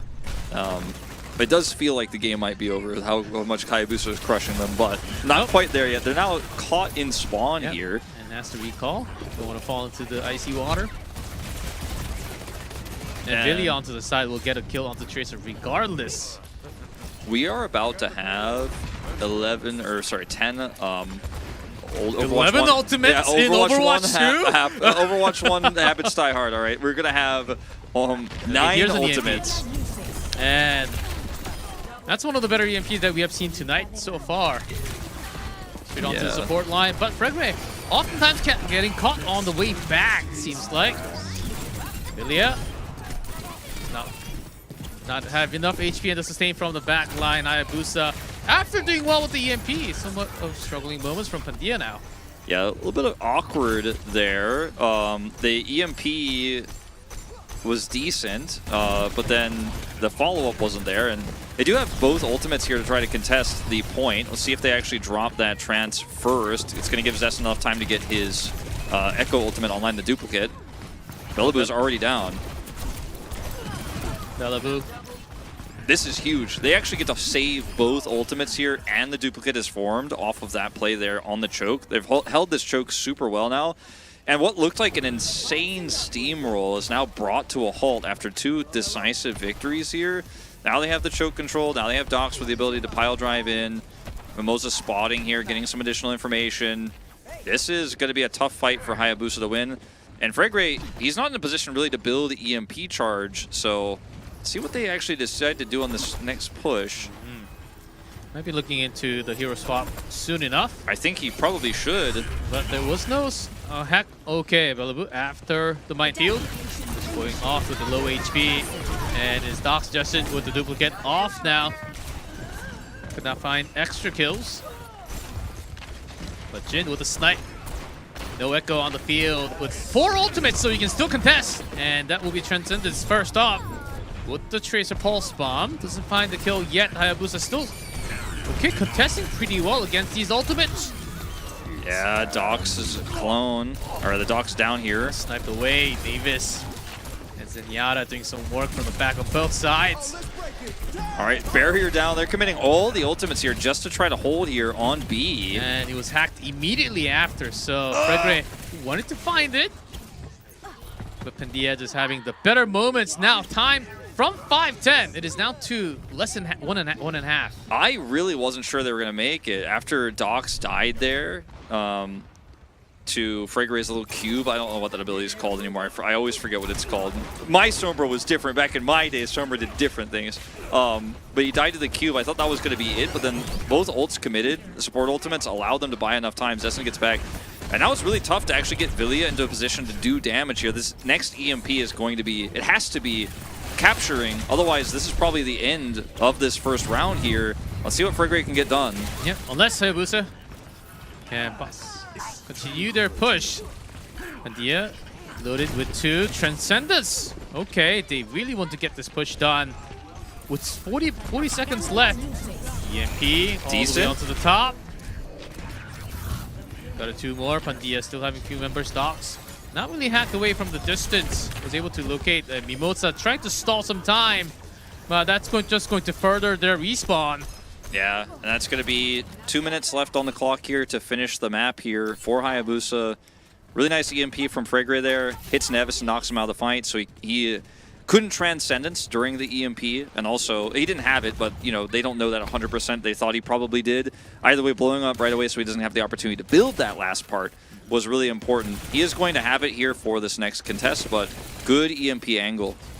And the ultimate's coming online for Pandia. Finally, there's a switch from Fragre to Tracer. Duplicate into Wrecking Ball from Justin. And the rally from Alexander to keep things up. But one support lost on the back line. Can Justin escape? We're finding okay angle, but very low. Gets picked eventually. And Sanyon in the meantime onto the opponent supports. As these DPSs just diving in with the Wrecking Ball.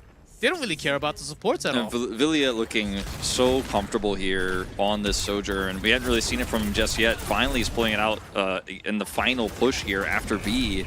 And he's finding a ton of success with it. His overclock is going to be ready before that final contest. And I mean, if he gets line of sight here around this corner, Pandia doesn't have anything realistically to contest with him. Only Sanyo can maybe get in the back line. Minefield to further delay the positions. That was a brave call, but it works out here for Pandia. I really didn't expect them to go for that. I thought they were going to try to use the minefield to contest the point itself, but they actually went early, and I don't think Hayabusa expected it either. Now some exit kill is going to slow the respawns. And, I mean, Villia, he's not going to be able to get the line of sight he needs. They should be able to buy enough time here and stop this cart. In less than 10 seconds, Hayabusa, they do have to come in. Pulse bomb ready, but nothing else. Has to wait 5 more % for the overclock and the Transcendence. They're coming with the Transcendence. Okay, Transcendence used early. Both used.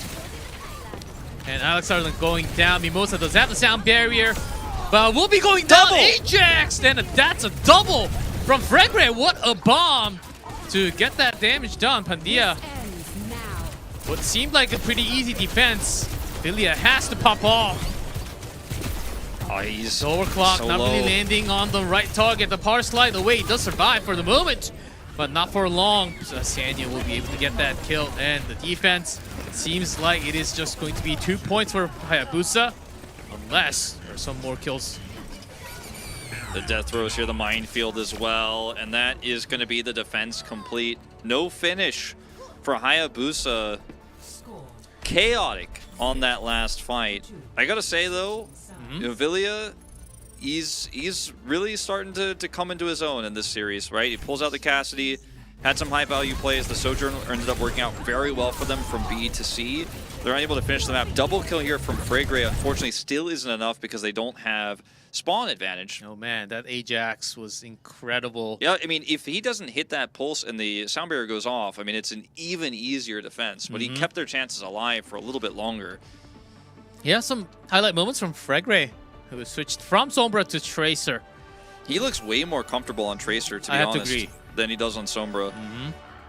But it does seem like still going back to Sombra to start off. And maybe in the closer quarter combat in the later part of this map. Might be switching later. And swapping things around, though, that was 2 points. And actually made it quite far until like 2.5 points basically on this map. Let's see how far Pandia gets. Yeah, the setup here looks fairly similar. Tracer for Sanyo on the attack. Let's see if Bellaboo decides to go for the Symmetra deny, because that was one of the big problems for Pandia on their defense. Frigger going to hack the health pack, which will give him a lot of extra sustain on this point.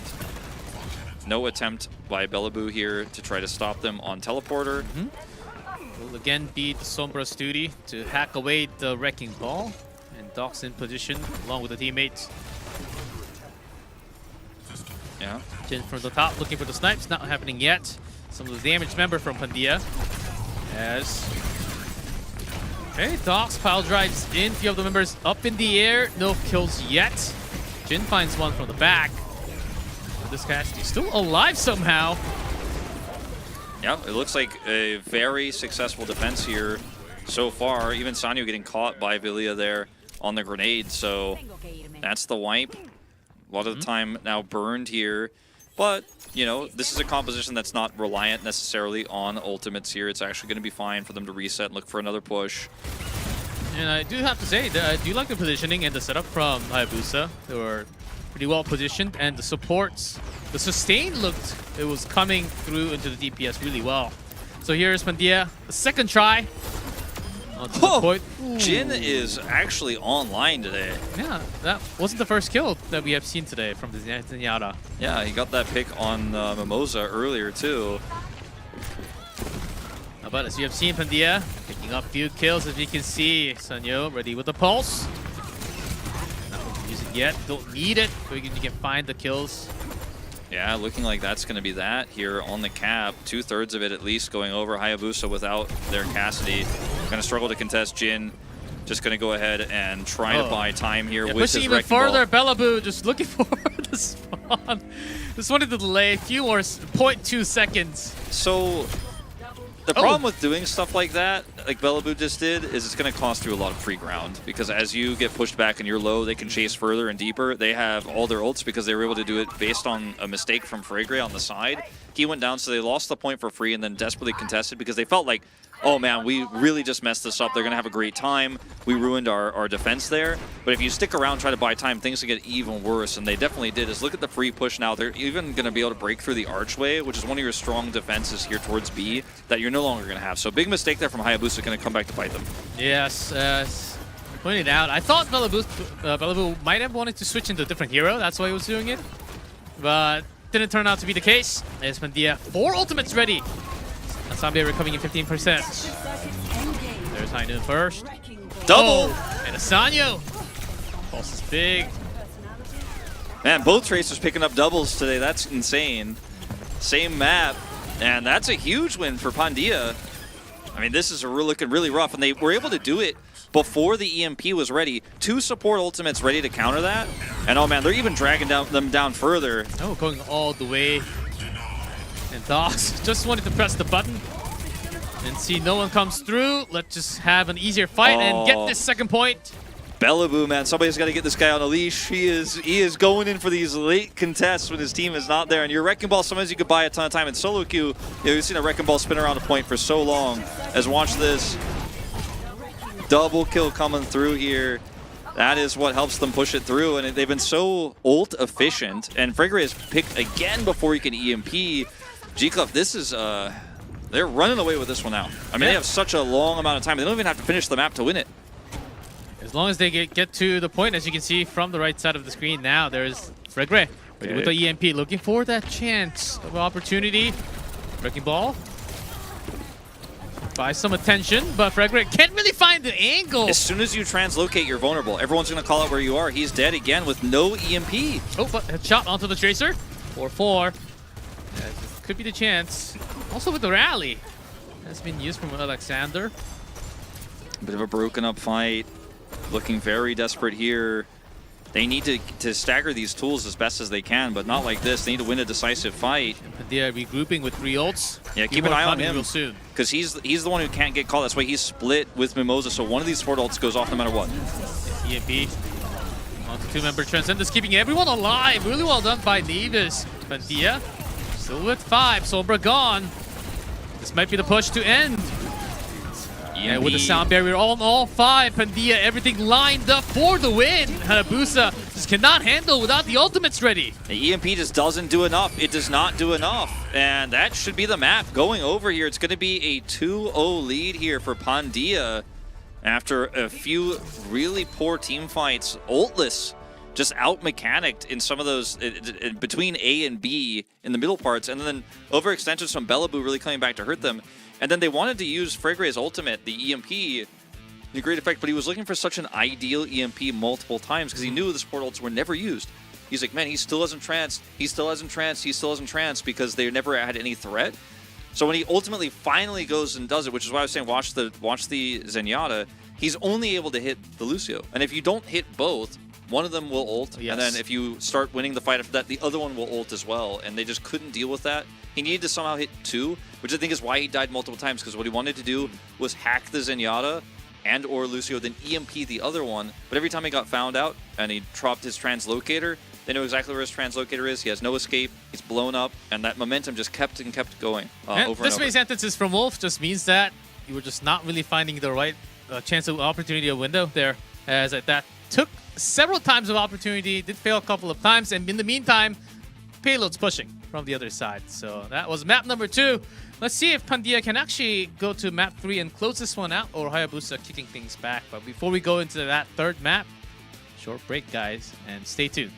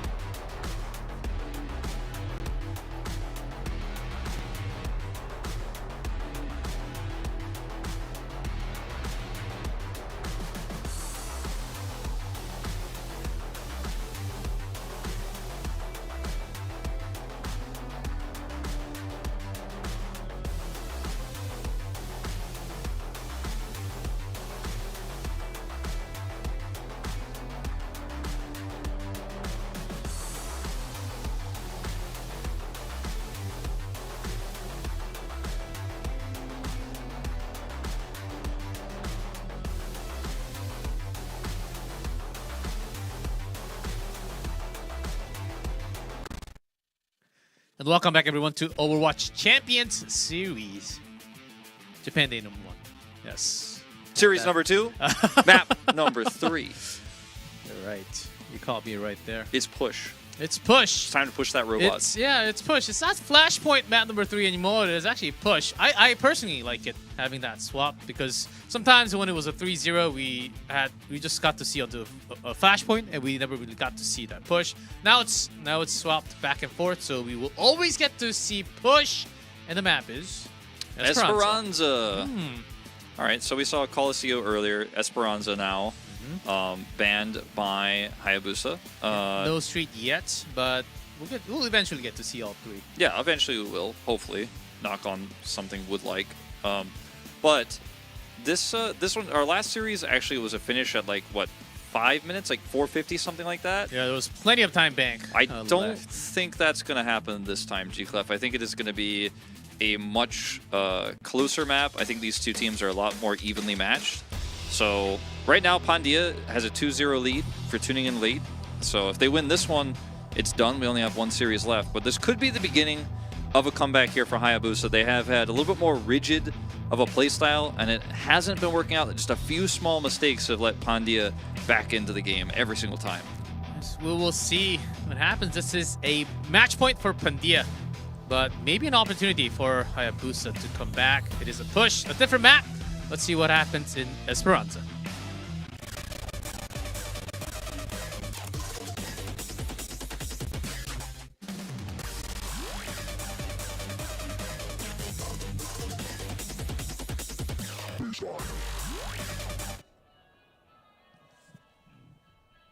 Would you like a cookie? Bread. Ah, Nice bakery. it somehow looks exactly the same. What looks the same? The long ones. The long ones, the baguettes. The Paneras. I keep on saying Paneras. There's some quiche in there, it looks like, too, though. And a pretty fancy coffee machine Yeah. with like an espresso. All right, Docs, don't play with my heart. All right. I'm a Zarya main right now, Well, G-Club. She got had to slightly say- buffed. Slightly buffed. I would actually say a pretty big buff, not a slight buff. He's given me presents. Is the real present that he's going to play Zarya for real? But Genji Zarya? Another reason. Oh, we're going with it. Wait, really? Actually? I don't suggest this, but I'm very excited about it. It wasn't a slight buff, I gotta say, but it also, you know what it actually leads to? Zarya's being aggressive means that sometimes you're out of the distance from the supports, but we'll see what happens at this level. Zarya here going to try to give bubbles over to the Genji so he can build up Dragon Blade as soon as possible, and then Dox is going to build his energy, and you have a lot of synergy there, but you're going to be very split, so it does leave you open to a lot of pick potential, so you have to be very careful with how you play this. Yeah, even with the bubble, sometimes it's just not enough, as you can see. Yeah. It was not able to climb the wall all the way. Jin, again, finding that kill. It's very easy to keep Genji healed up with the, with the supports that they have here, and okay. Especially with the Discord onto Genji, it could be really hard to dodge away. And Bellaboo with low HP, trying to survive. Slowly getting healed back off. This push not really going anywhere so far. As I say that, some kills happening. Dox! So Bellaboo needs to be so cautious about engaging like this. You end up losing out against Zarya, like she gets her energy up. Right now she's sitting at 40, right? But you steamroll the fights, G-Clef. If you start winning them, there's just no losing them. They're very win more. As you can see, Bubble dropped out here. And Avis finds one. Genji slashes through. You know, it wouldn't have been opening day of Japan if we didn't see Genji. So I would have been like, are we sure this is the right region? Glad to see it. Actually, was wondering, because from the DPS that we have seen already, I was wondering why we're not seeing Genji's. We've now seen, Zarya. We've seen all the Japanese wall climb passive heroes. We got the Kiriko, we have the Hanzo, now we have Genji. Genji's got Dragon Blade, so not needed. Here we go. Just switched. I mean, this is the next fight though. Dragon Blade plus Bubble. Just go right past that Brigitte. Villia, I wouldn't want to be you right now, Jin, with no Transcendence for 10 more percentage. Wouldn't want to be you right now either. Yeah. Let's see. I'd really want to see where Alexander's at, because he has a tough job here to try to keep these players alive. Yeah, that's right. Pandia, they do have a lot of mobility, except for Zarya, I guess. There's the blade. First one up. Got one onto Cassidy. And Just too Docs. split. I mean, Alexander was trying his best, but Villia was just a little bit too far away. They win the fight off of the blade itself, and now you have Zarya ult. Graviton Surge, going to be very frustrating to deal with. They're going to swap Villia onto the Soldier. With all those barriers, I think they... Ooh, off-screen pulse bomb onto Mimosa. No sound barrier for this fight, or even... If that is even if Pandia wants to fight, take a fight on this one. Not backing off all the way. The pile driver and the minefield on top. Might force out a few more ultimates. Okay, just going to be going down. Oh, Graviton Surge. Docs wants to go aggressive. But was that really worth it at the end? The answer is no. The answer is no, G-Club. Easy answer. He dropped the Sanyo ult, and then he's popped up, and then Docs drops Graviton after the fight is over. Very broken up, very messy. The minefield is actually extremely high value for Hayabusa, and suddenly they're gaining a bit of distance themselves, making this a closer one that looked like it might have been at first glance. So very sloppy fight there from Pandia. I thought maybe they were just going to swap comp after they dropped those, but I guess not. Yep, Jin, another headshot from the back. This is Nyam player. Finding a lot of those snipes on from the back. Zarya getting one to Soldier, the sound barrier onto 4 members. Seems pretty good for the push from Pandia. Hayabusa, they do need to regroup now. Yeah. There's this Fragre. He's getting so much free charge right now off of Bellaboo. Thank you very much. 80%, 82. And once again, they're going to have to deal with this Dragon Blade coming up here. Not going to be as simple as the last one, because last time they had all the tools. But it's still going to be a very strong push. And maybe with Moira some more heal output coming down from the support line, but still, will that be enough? Against the Dragon Blade, Pandia trapping those supports backline. And Oh, he got him with his own Hex Grenades! oh man. Deflect That deflects. kill! It's such a short distance to this. He's just Genji is on fire. Yeah, he just doesn't even need bubbles. He doesn't need support ultimates. He doesn't need a Nano Blade.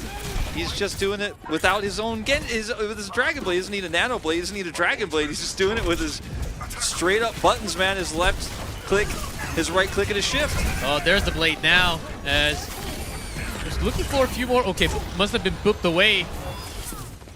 See, he's just not No that good kill at with it, Dragon though. Blading, G-Club. He just, Yeah. he's No just kill good with at it, his but- regular abilities. But within that time, Sanyo, I believe, was able to find 1 kill at least. Oh, there's a snipe from Alexander Corolles. Oh, actually, not from Corolles, finds 2.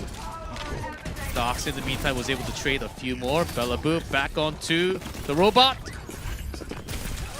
And the push will be going back now to the middle point. Yeah, a bit of a broken up exchange here. Docs does have his Graviton Surge. They're just really not wanting to use Graviton Surge and Dragon Blade together, you know?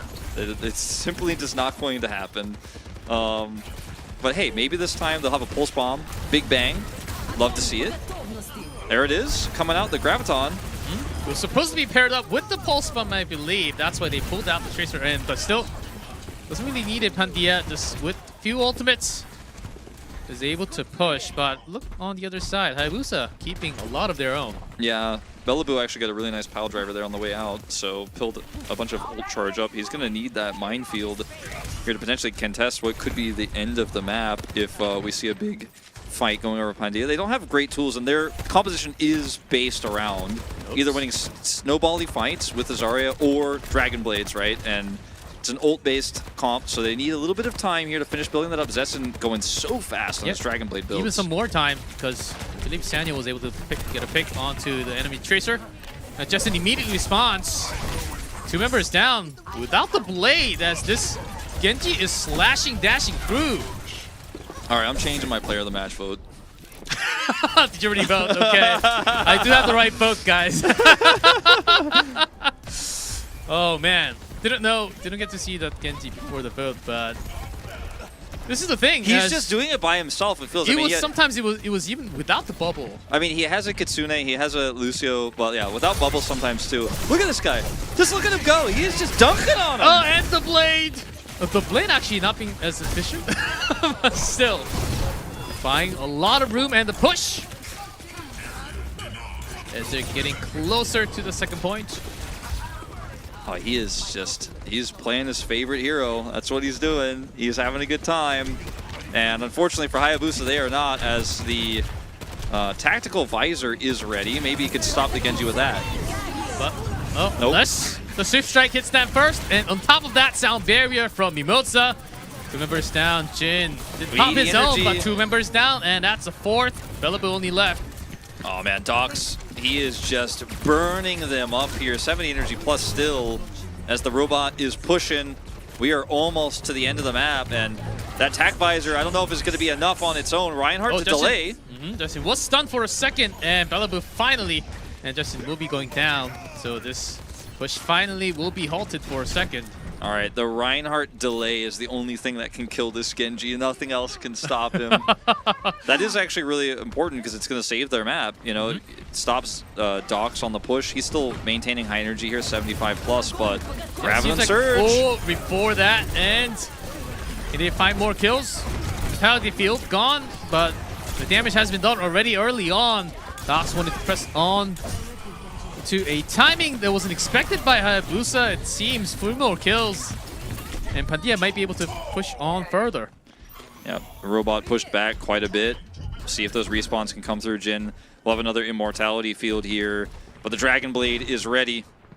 Now it's time to see it. We haven't seen the greatest Dragon Blade so far. Let's see if the last one is the best one. Oh, Tracer hammered away, and Bellaboo now charging, finding some distance. Bellaboo wishing it was GOATS times, man, right now. His Reinhardt's pretty good. And also, oh, there's the blade. Oh! Back line. Oh, charge Bellaboo said from no again! Reinhardt. He said no a second time! Put this guy on Reinhardt. That's a rare sight on Genji. Yeah, Oh, twice man. in one game. And over. He's got Earth Shatter. That too. This might be the last piece of puzzle that Hayabusa actually needed. I mean, to they turn need things an around. overtime push. Yeah, less than 30 seconds 30 now. seconds left, but like Earth Shatter could be what the beginning of this is going to look like. Yeah, first, you need to hit the checkpoint first, but we'll see. There's Kiriko Rush in. All right, window out. The Matrix is up, but Fregre already going down 45. Coalescence go along with it. No shatter yet, but there's a charge. Couldn't really find the right target as Pandia there just running away from the point win. Oh man, Well, that happened. that did happen, G-Clef. I wouldn't call this C9 because I don't think the fight was 100% won. But Pandia is able to grab the push, and that is it. The winner. See, I would say a little bit less than 9, so C7-ish. 2 off of C9. Yeah, that was a very interesting final map in our second series where they just said, we're going to play Zarya Genji. And they did. And the Genji ults were not inspiring. Well, there were like 2 that were okay. Not the blade, but the strip strike. Yeah. And the damage, except for the blade, has been really good. Though. When he was pressing left click, right click, and shift. And occasionally E, when he did kill the soldier that one time. Yeah, that deflect from the Helix rocket, yes. Some great moments, but the blade, not as much, but still, if you can provide that much as a solo, I will always accept that that type of player in my team. Yeah, so I will pull back the curtain. I'll break the fourth wall and tell you guys that I originally voted for Zenyatta. No, you can't. Okay, you broke the wall. Because he had some really good ults, okay, especially on that Blizzard World map where he was shutting down a lot of EMPs. So who'd you vote for? But ultimately, I went for Zessen because he played Genji. They played a Zarya comp. He also played very well in the first 2 maps. Even though I thought he was kind of outshined by his supports, changed it at the end. The man, he's after my own heart. Oh, let's see if your vote was correct. We do have the player of the match ready. Who is it going to be? It's correct no matter what, G-Clef, but yeah, it's the same vote as everyone else. Zessia gets it. Or Zessen, excuse me. Okay, the font got me too. Maybe you're the Justin. Maybe I read it as an A for some reason. yeah, the font got there's me. a corner. Yeah. But anyways, Zessen is going to pick it up. Some His echo moments from Samoa. Echo on Samoa was pretty solid. I think overshined by his supports and Docs, to be frank, on Blizzard World, but still pretty good performance there. And wait till the Genji highlights come up, because that's where it's going to be a really fun time. It was not as fun of a game for Frigre as well, who had a bit of a tough one on the Sombra. Really wasn't able to find what he was looking for. As here we go. Where's my Brigida? Dead. And Swift Strike and the deflect. Well done. Few more. This is like Dashing about in and out. 8% of the kills he had on this map where he just popped off. Like, we can't even show all of it. There's too much. I think the Genji actually really works against the comp, like especially when there's a wrecking ball. As you eventually they did change into Reinhardt because I think at that moment the soldier was also on the ground before the switch, but eventually thought, okay, Genji might be a good idea to actually stay with the team, not just rolling around.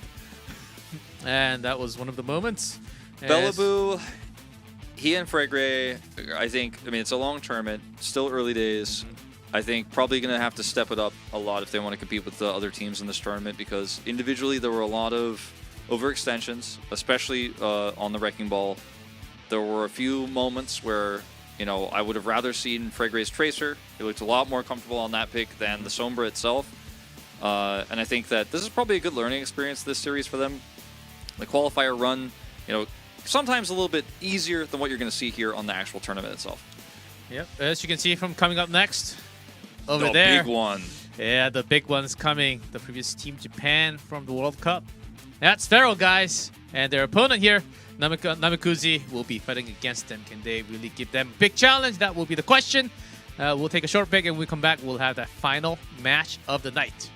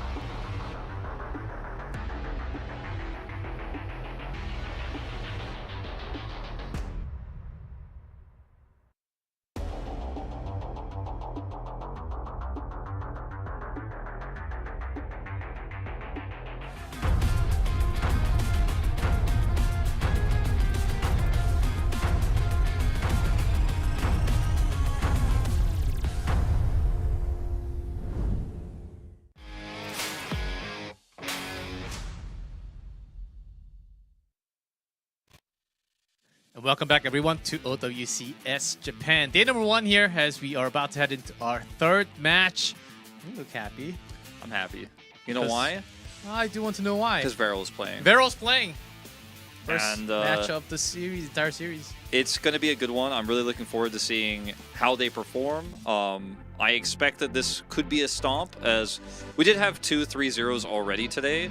Although I think the scoreline of the 3-0 doesn't really show how close both of those control maps were for this series, and actually how close Blizzard World was in the 2nd series. But this series could be a stomp because it is a very known roster in Varrel, an org that has been around for a very long time, against the Namakuji brothers, who we will see how they perform.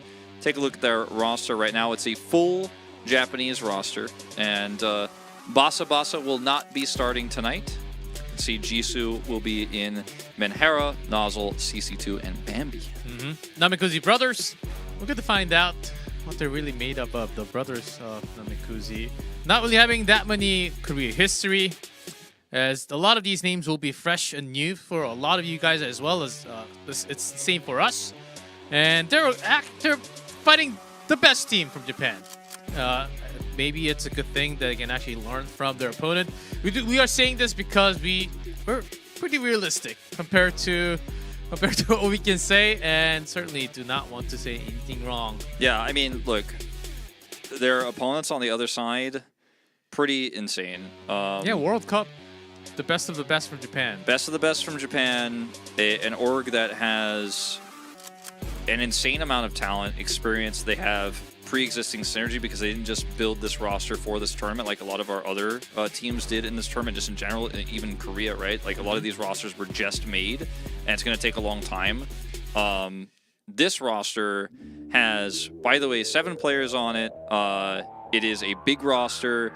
We're going to have Cloud and Mint starting today with KSG, Nico, and QKI. Yeah, QK. And Mihawk does switch into DPS sometimes when on Widowmaker, but usually on the support role. This org, by the way, has been around for a really long time. It was established in 2018, like I mentioned, but they have Overwatch squad, they have a Splatoon squad, Rainbow Six. Like, this is a huge organization in Japan, so it's a famous org. It's a team that's been around since Overwatch 1, so this is the team you expect to crush this region. We'll see if they can actually make it happen, of course, in practice, but time will tell. I'm looking forward to seeing how good the synergy is. And the reason why we're saying this for Varrel is that because not just the team as a whole, not just the name, the branding, the squad, the members on this team has been together for such a long time. It's not like they had so many roster changes. It has been these members for years of competitive. And if you have been watching Contenders a lot last year, the year before, they have been the exact same team. So this is the control vetoes. Nepal gone for the brothers first. Ilios taken away. Then Lijiang is picked. So we are going to Lijiang for the 2nd time here today. So, you know, we'll see if there's any big differences here. We haven't seen Ramatra yet, G-Clef, which is kind of weird to me because everyone is running it outside of Japan right now. Everyone's talking about it. Just has not been relevant so far. Maybe this will be the first time we see it. Yeah, maybe it's because it's the first day, or Japan might just have a total different meta compared to the rest of the world. And we still haven't seen Flashpoint and Escort, so that might be another reasons why. And we'll get to know more and more about this region as we soon get into that Lijiang Tower first, as highly favorited for Varrel here against the Namakuji brothers. Let's see what they can do in the first control Lijiang Tower. Maybe they will show some promising signs. We never know. They might upset us on the first map. Now, Lijiang Tower starting up right now.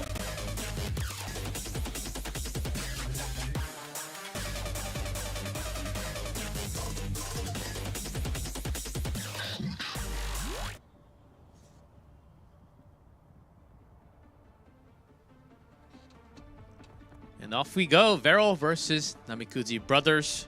First control map is Lijiang. And KSG does love to have Jungle Queen and some Winston.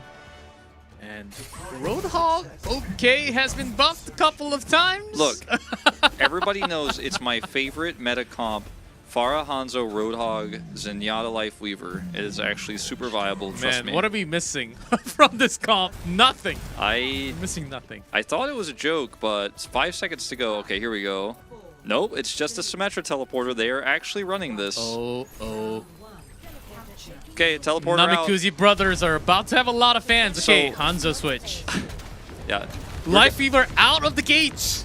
Okay, we do not know if they're going to swap over to Mercy here, but without Mercy, it's pretty tough to pilot Pharah, even with the changes. Let's see what Nozzle can get done on this Roadhog as well. He needs to set up picks, and he needs to do it soon, or they're going to lose control of the point. Varrel might be surprised from the comp, but we'll see if that... Okay, first hook is good, but not really finding the right target, and just end up going down, even with more damage mitigation. It's tough because Roadhog really suffers because of the new DPS passive. The 20% reduced healing is going to make it tough, especially when you're running Zenyatta with this. He doesn't have really extremely strong sustained healing on top of himself. If he doesn't get that pick onto KSG, if he doesn't secure the kill, that's it. That's the fight. And Bambi built half an ult, so maybe there's something in that, but Varrel definitely in firm control right now. And at Lifeweaver, 70%. We're about to see a tree. Can't believe this is happening already. I mean, it's my first Lifeweaver tree, man. I'm so hyped. We'll see Kyuki ready with the duplicate already in the air, but fighting on contest. Kyuki with the beam will be able to get a kill onto Pharah, continuing with the rest of the members. Okay, did get the hook to bring himself down. And in defense of Namakuji Brothers' comp, if you can actually get on the point, because Lifeweaver builds ult very quickly, you put those, you put the healing up on top of the point itself. He actually has a decent amount of healing output, can really make it difficult to contest, and then he drops the tree on the point, and then Roadhog, if he gets the time, can have an ultimate. You can have a really nice setup with Hanzo. But if you lose the first fight, it's so difficult to play out. And approaching the point with tree, the tree doesn't get much value, unfortunately, for Jisoo. Let's see what he can do. Okay, Kitsune with the pulse. Finds one to Anna of the back line. Kyuki somehow still survives. And Q Loud on the other hand, and KSG will be able to clean up from that small room. And this Roadhog is going nowhere. Well, unfortunately, the tree was not successful. Was there a tree? Yes. Okay. It didn't look like it, but I must have blinked. not successful, unfortunately. But now your only hope is to have a really long team fight here. He'll deny? Yeah. Is he just dead? And a quick rampage. And from the spawn, just popping the sound barrier just because mid has it. And that will be entire team wipe, and Varrel is just fashioning this. Left and right. Namakuji brothers, no one can touch. There's the dragon, but dragon doesn't count as a point. So the And comp was a failure. That Wolf. Lifeweaver, first game. We might not remember that for long. No, Gino, I mean, look, I actually think it's okay. With the what you could do obviously is you have some burst heals with your left click. If you can get Nozzle on the point, it could have worked. Like I think it's, if you win that first fight, you get that pick with Roadhog, you get on the point. It's actually pretty hard to crack. Then the Lifeweaver ultimate, because it's pretty ult efficient in terms of its charge, can buy you enough time for 99. Then you could swap right after your first ult. But if you lose that first fight, it feels kind of useless. They're not going to be running it this time. They'll stick with the more meta Moira here. But the Roadhog will remain. So again, first pick needs to happen as Doomfist is going to be the answer here for Varrel. Yes, swap from Jungle Queen. Varrel does like to have a lot more. It does seem like it's a lot more meta until this point. CC2 with the Sombra scanning things. There's a jump from the Doom. Not hacked away. Still surviving. KSG. Oh, in the meantime, Barbie gets caught from Nico, one of the better Tracer. Breather on cooldown. Let's see what he can do. I mean, he is just getting chunked down. Nozzle cannot do anything here. Yeah, they're fighting off points, but pushed away, and Namakuji brothers, they need to regroup. Varrel now with just Lucio here. Mint is gathering. Oh, and a contest. That's a really good contest. Stopping from the first cap, at least. But Bambi did go down from the Doomfist. I bought him a lot of space, but this is really rough, and Nozzle's down now, and that's just going to be staggered deaths here. I mean, I like the contest because it's going to keep Varrel honest. They have to kite back towards the point. Otherwise, they're going to get some split spawns, some really annoying scattered kills, as they're just going to chase him down and finish him here and clear him off. Yeah, this is a disaster. But Namakuji brothers. Now, again, I'm trying to approach the point as Roadhog. I mean, this is one of the toughest things. It's not a Roadhog meta right now. They do have Lucio for the speed boost, but that's sometimes not enough.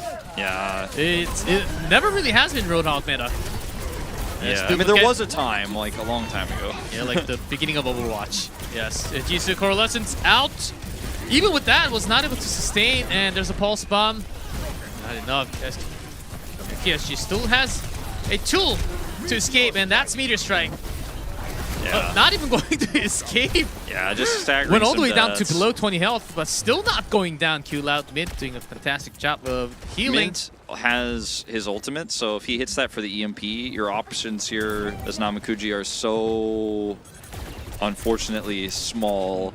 I'm glad that you don't remember the Orisa Roadhog meta, because I'm glad we can skip. We can pretend like that never happened. I'm actually happy to live through that. To pretend like I never lived through that is all right. Hack Or release sound barrier and the EMP. Oh, not really hitting too many Mint. great from Mint.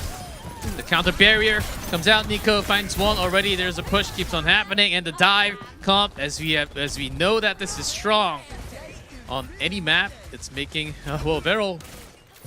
Hey, whole hog got KSG. Was that the first kill from the Roadhog? Feels like it, unfortunately. G-Club.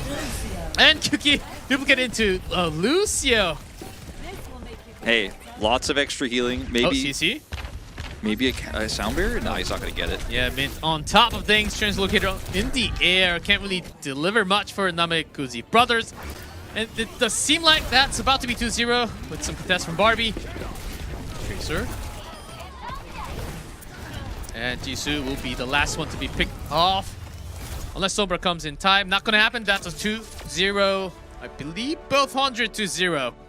G-Clef, I'm really excited to start the series between Varrel and Namakuji brothers. Yes, let's get into Game 1's map gonna be 2. Game 1, no, hold on. Game 1 gonna be starting soon, right? Yes. Because what I was looking forward to today is watching a little bit of Varrel action. But the first map seems to have just, I blinked and it was gone. Like, I think I somehow missed it. I'm getting a little older. Maybe I forgot that it happened. I remember, did I say Life Weaver yet? Well, I had this crazy dream where there was a Life Weaver, And there a was a Roadhog. Roadhog. And, No, that kind of been real, what right? else? Uh-huh. No, G-Clef, that didn't happen. Farah, maybe? No Well, Farah. That was a wipe. But production's reminding us that Map 1 did happen. Oh, okay, yes. It was a 2-0. Thank you. Yeah, it was a 2-0, just to confirm. And Varrel seem like they're just having fun. Not really testing out anything. Just checking out the comp, which they have been playing even last year, most likely. And let's see if anyone can actually challenge, or Namakuji brothers, if they can pull off something else other than the Roadhog, because Yeah. the tank, I know there has been the most recent patch. I mean, look, the Roadhog's still. just going to struggle because of in part due to the DPS passive change, but he also doesn't offer utility that other tanks provide. Like, for example, the Wrecking Ball can create an insane amount of disruption. It's very difficult to chase down and kill, so even if the Wrecking Ball makes a mistake, he can often escape, get a health pack, come back in and make impact. Roadhog is very binary. He hooks, he gets pick, or he misses hook, loses team fight. Or whole hog if you can get the ult and maybe push them out of the map. But that's conditional. It's exactly. It's so conditional. It's so reliant on making sure that you actually get control of the point first on control. If you do that, they have to come to you, which gives you more hook opportunities, which gives you more pick opportunities, which gives you a bit better of an opportunity to use whole hog defensively to hold on to the point. But if you lose it first, honestly, probably should just swap. Well, Wolf, you're the expert. Would you actually say Roadhog is better or Mauga is better at the moment? That's a hard pick. I'd go Mauga. No, it's actually Roadhog probably. I think. I don't pick either of them though. Actually, yes. I'm gonna recommend not doing that. Okay, because there are a big chunk of big rectangle of tanks right now available, but In this meta, neither of them just really fit the bill. With Life Weaver, it was an interesting call. It just, like I said, they didn't get too surprised by it, and that was that. I think out of all the tanks that we have, I think probably in the lowest tier out of all the tanks right now, Might be those two that I just threw the question at you. Yeah, I mean, look, Reinhardt, tough to Okay, pull yeah, off. Reinhardt okay with some comps or some escorts. We saw Zarya work earlier, so I'll give that one a thumbs up at least. Who are we missing? Winston viable. Oh, Orisa, Winston. Orisa, yeah, Orisa's Sigma on some push maps, and some of the hybrid if you really want to use Sigma. Jungle Queen, of course, very strong. Diva in some of the maps. Oh, that's also okay. Mihawk's coming in for mint. Okay, I know what. Okay, now I know what they're thinking. Mihawk has said, "Hey guys, I think this is the match where I can actually play some more, play some more, potentially some more DPS role, or who knows what he's going to be pulling off." So in the old days, I can tell everyone a story. The flex support was the one that would actually play the triple DPS. And that's where Mihawk. That's where Mihawk's. Back in his old days. Every now and then had to pull out a little bit of Widowmaker. Between that and Zen, stuff like that. Like, he's got the skills. We'll see what role he's playing when we move in. We do have our map vetos coming through, so we are going to Blizzard World here. So we'll see if this ends up working out a little bit better for the Namakuji brothers. They've chosen attack, and that attack has to be strong as first control. Those attacks were when you're the weaker team and you go attack first, it could make for a very short map of Overwatch, G-Clef, because we might be going into full hold territory if the dominance continues. I hope we see clean dive. I want to see something like a Winston, Wrecking Ball at least, and make this happen. We'll see. It's Blizzard World for hybrid.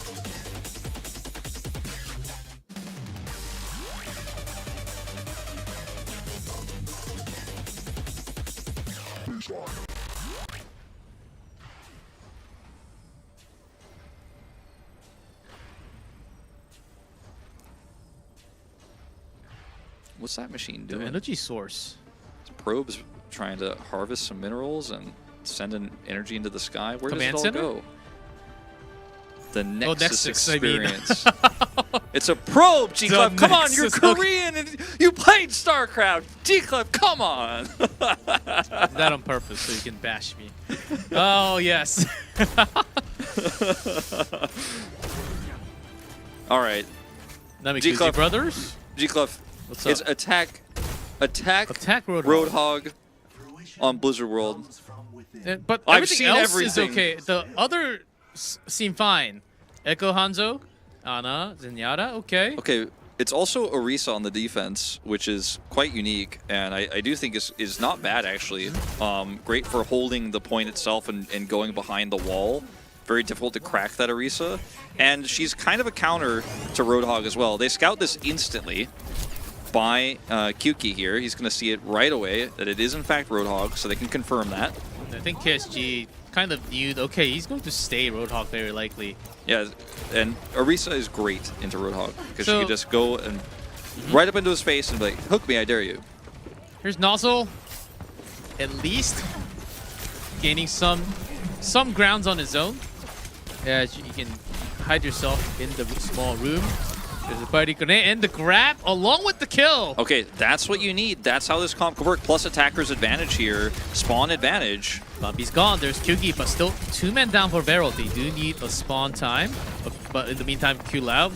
Oh, that snipe must hurt. And Namakuji brothers, they lost the momentum of going into the point.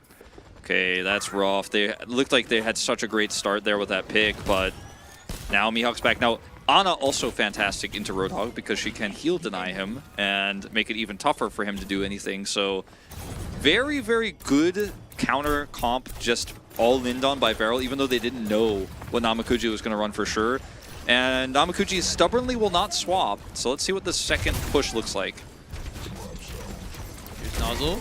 Getting closer to the point this time at least, Kyugi. Providing some airtime. Might have to be careful against some Hanzo shots. Both Echoes going back and forth. A lot of the members from both teams really hiding behind the wall. Yeah, Looking looks for like- those sweet headshots from especially this Hanzo on screen. CC against Tracer. Careful. Meanwhile, off screen. I mean, he's discorded, he's naded, he's burst down. He's Roadhog. G-Club, he can't help it, man. There's not much he can do. He's trying his best, but he's Roadhog. Let's look on the bright side, though. Namakuji brothers, they're okay. Looking like Ults this are push. coming online. 5 potential ults versus 4 because the duplicate was used already. True. Yuki. I like what you're saying. Okay, is Hanzo. Have full trust on Hanzo. That's what I say all the time. Here's Nozzle, looking for those sweet hooks. And when you have the hook along with the headshot from Hanzo, could turn things around. And here's Nico. The back, the pulse stuck. That's a trade. Oh, but too loud. Got one more. Onto Jisoo.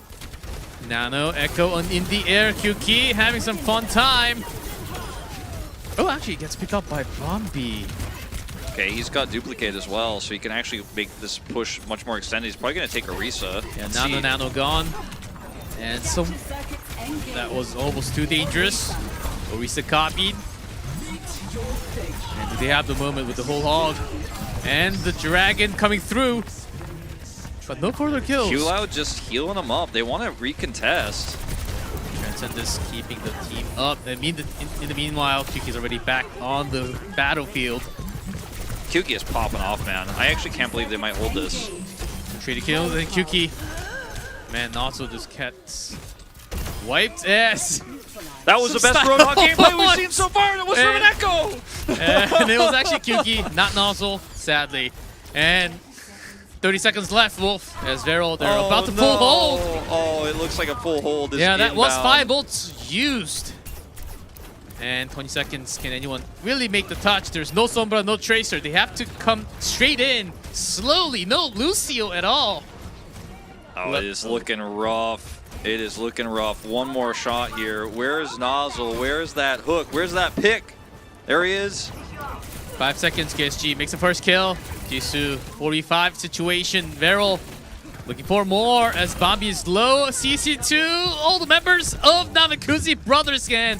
They're low in HP and no one can touch the point.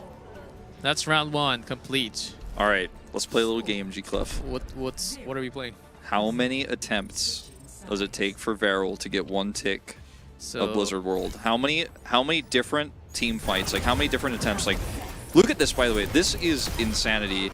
Kyuki grabs double, goes in here, steals the hog, who is alone without his DPS anymore, blows him up, and then he's pushing into the Zenyatta. Yeah, he's doing it all. That's some styling. Yeah. And you also, played he's basically saying you're a Roadhog 1 trick, and in one moment I've gotten more value on this hero than you have in 2 maps. Sadness. But yeah, how many you have to choose. You have 45 seconds. I want your final answer. How many pushes does it take from Varrel? Like a team fight count. Like every time they reset counts as a push. So like if they group up again, go for a second push. And if they like go in and they don't actually team fight, but they reset, like somebody dies, I still say that counts. I will say 2. I'm saying 2 as well. Yes. I don't think they're gonna get on the first one. I think it's the second one. I will safely say 2. That's not Roadhog. That's a good sign. It's Doomfist. I would say 3. I'm still sticking with 2, but okay, still sticking with 2. Okay, CC2 also sticking with the Hanzo. So if they play this well, they can burst down KSG. It is the best comp we've seen from them so far, to be honest, G-Clef. Let's see. I will agree on your statement as Varrel. Another pretty heavy dive comp. Nico, KSG, they can follow up very well. KSG letting everybody know that's not Roadhog. Oh, and Doomfist almost melted down. And with Yuki in the air, now the members hiding behind the point. CC2 doing some damage. Let's see if he can actually get that kill onto KSG. That's what ideally he would like if they do go for the dive. Bambi's down. Yeah, we do see KSG getting first kill. And can we actually get more Namakuji brothers? They have to defend the point, and this might just be one fight for all to take the first tick and win this map. And it does seem very much like it. Namakuji brothers couldn't hold it, and Varrel will be taking a easy win again in hybrid. All right, well, it was 1. We were both wrong, but if you put... well, no. I was going to say, if you add us... No, if you divide us by 2, because there's 2 of us... No, then you have to add us first, making it 4. Whatever you say, G-Clef. I was just trying to fix it. I was trying to solve it. Well, but we can't fix it. We were just straight up wrong. Varrel said, okay, all it takes is just a pick off and a push. It wasn't really like a full-on clash 5v5, as they were just having skirmishes, and KSG finds a kill onto, I believe, Zenyatta first, and then things really dominoing on the other side. As expected, Varrel is just running away with things, speed running this. Yeah, I mean, that was the first, like, that attack there was the first time we saw the Namakuji brothers actually have the, like, real meta comp. And they still got bowled over, unfortunately. Like, the rest of it, I didn't want to judge them too harshly because their comp was a little bit... You've got to hit that hook, you've got to get that pick, and if you don't, you look silly, even if you're actually, like, the best team in the tournament. So I didn't want to judge them harshly on that. I would judge their comps, not their play. But that time, they just got outclassed straight up by Varrel in the mirror. Yeah, didn't really have too much time to improve with the Doomfist yet. That was only about 30-40 seconds-ish compared to the Roadhog. But we'll see what happens in the following up map. Before that, Namakuji brothers, they'll have a few minutes to gather themselves and maybe come up with a plan B. We'll see what happens in map number 3, but before that, a short break for them to collect themselves.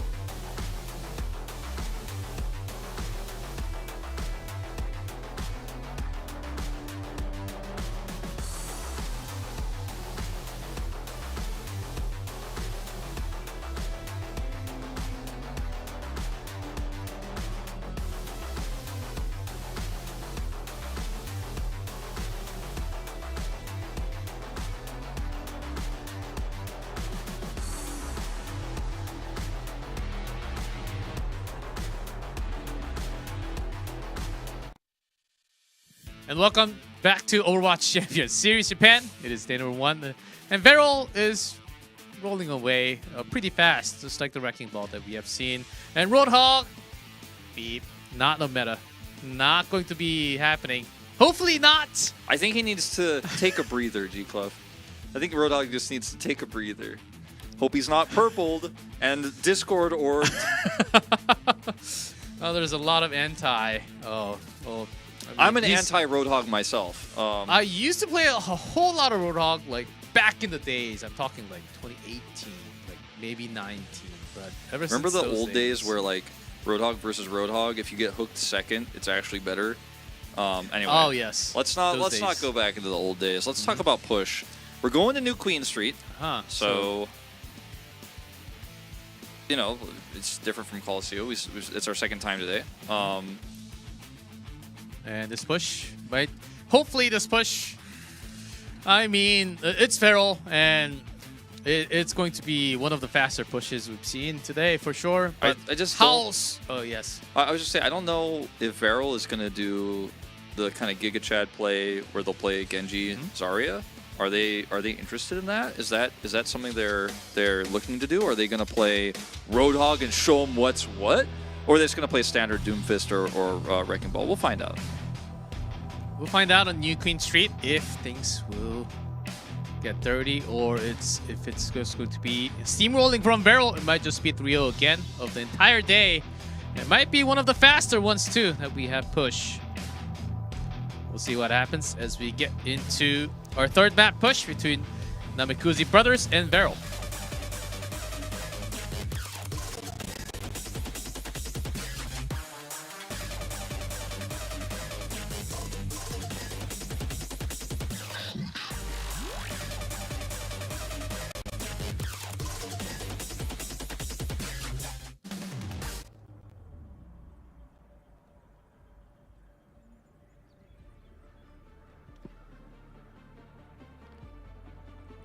Want to go get some Korean barbecue? Anytime. Okay, barbecue. Always cut me in for some pork belly or anything else. And so far, I do see Diva from PSG.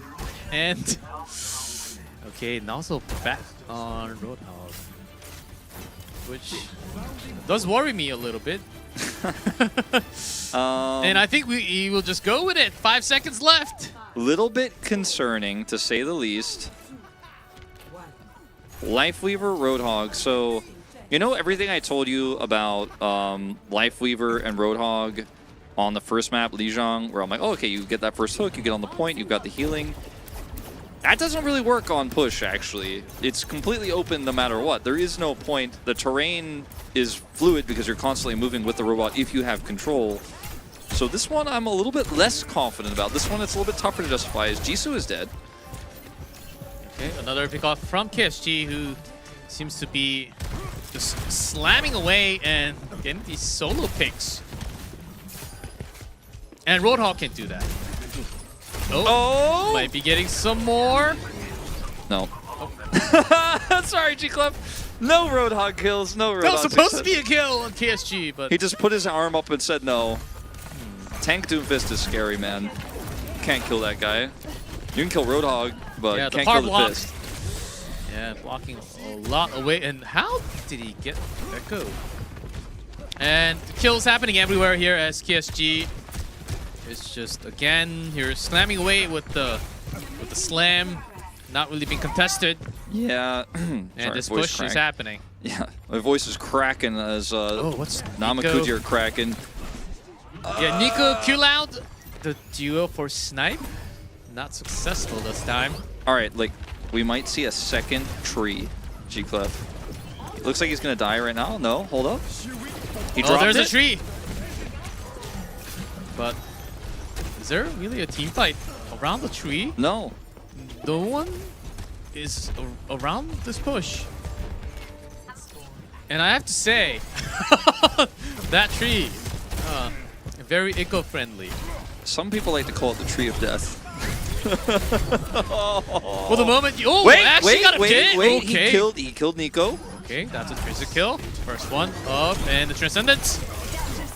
Okay, Varrel, they still want to fight this. 4v5 has 2 more ultimates ready to go. QT, PSG. Wait, they have a Doom Fist on their team now too? For a second, I thought Nozzle changed it back into the fist. Meteor Strike. Not going to be finding a kill. There's KSG. Wait, hold on. Whole Hog's ready. We could see some Roadhog value. It's ready, you say, but Mint's sound barrier is also coming soon. Let's see if he can find an angle. Oh, Mint's picked off. CC2. Hanzo finally doing some work.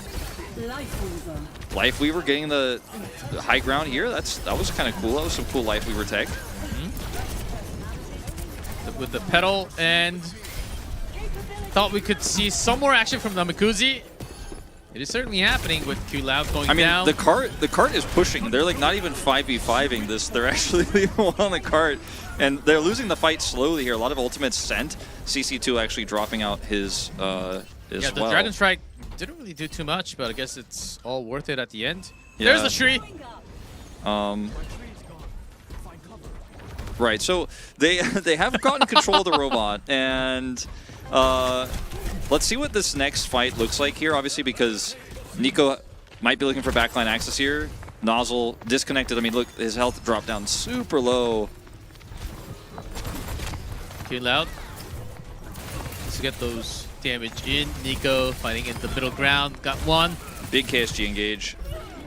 Calls back. In the meantime, Q Loud, all the members of Namakuji brothers low, and that's a team wipe.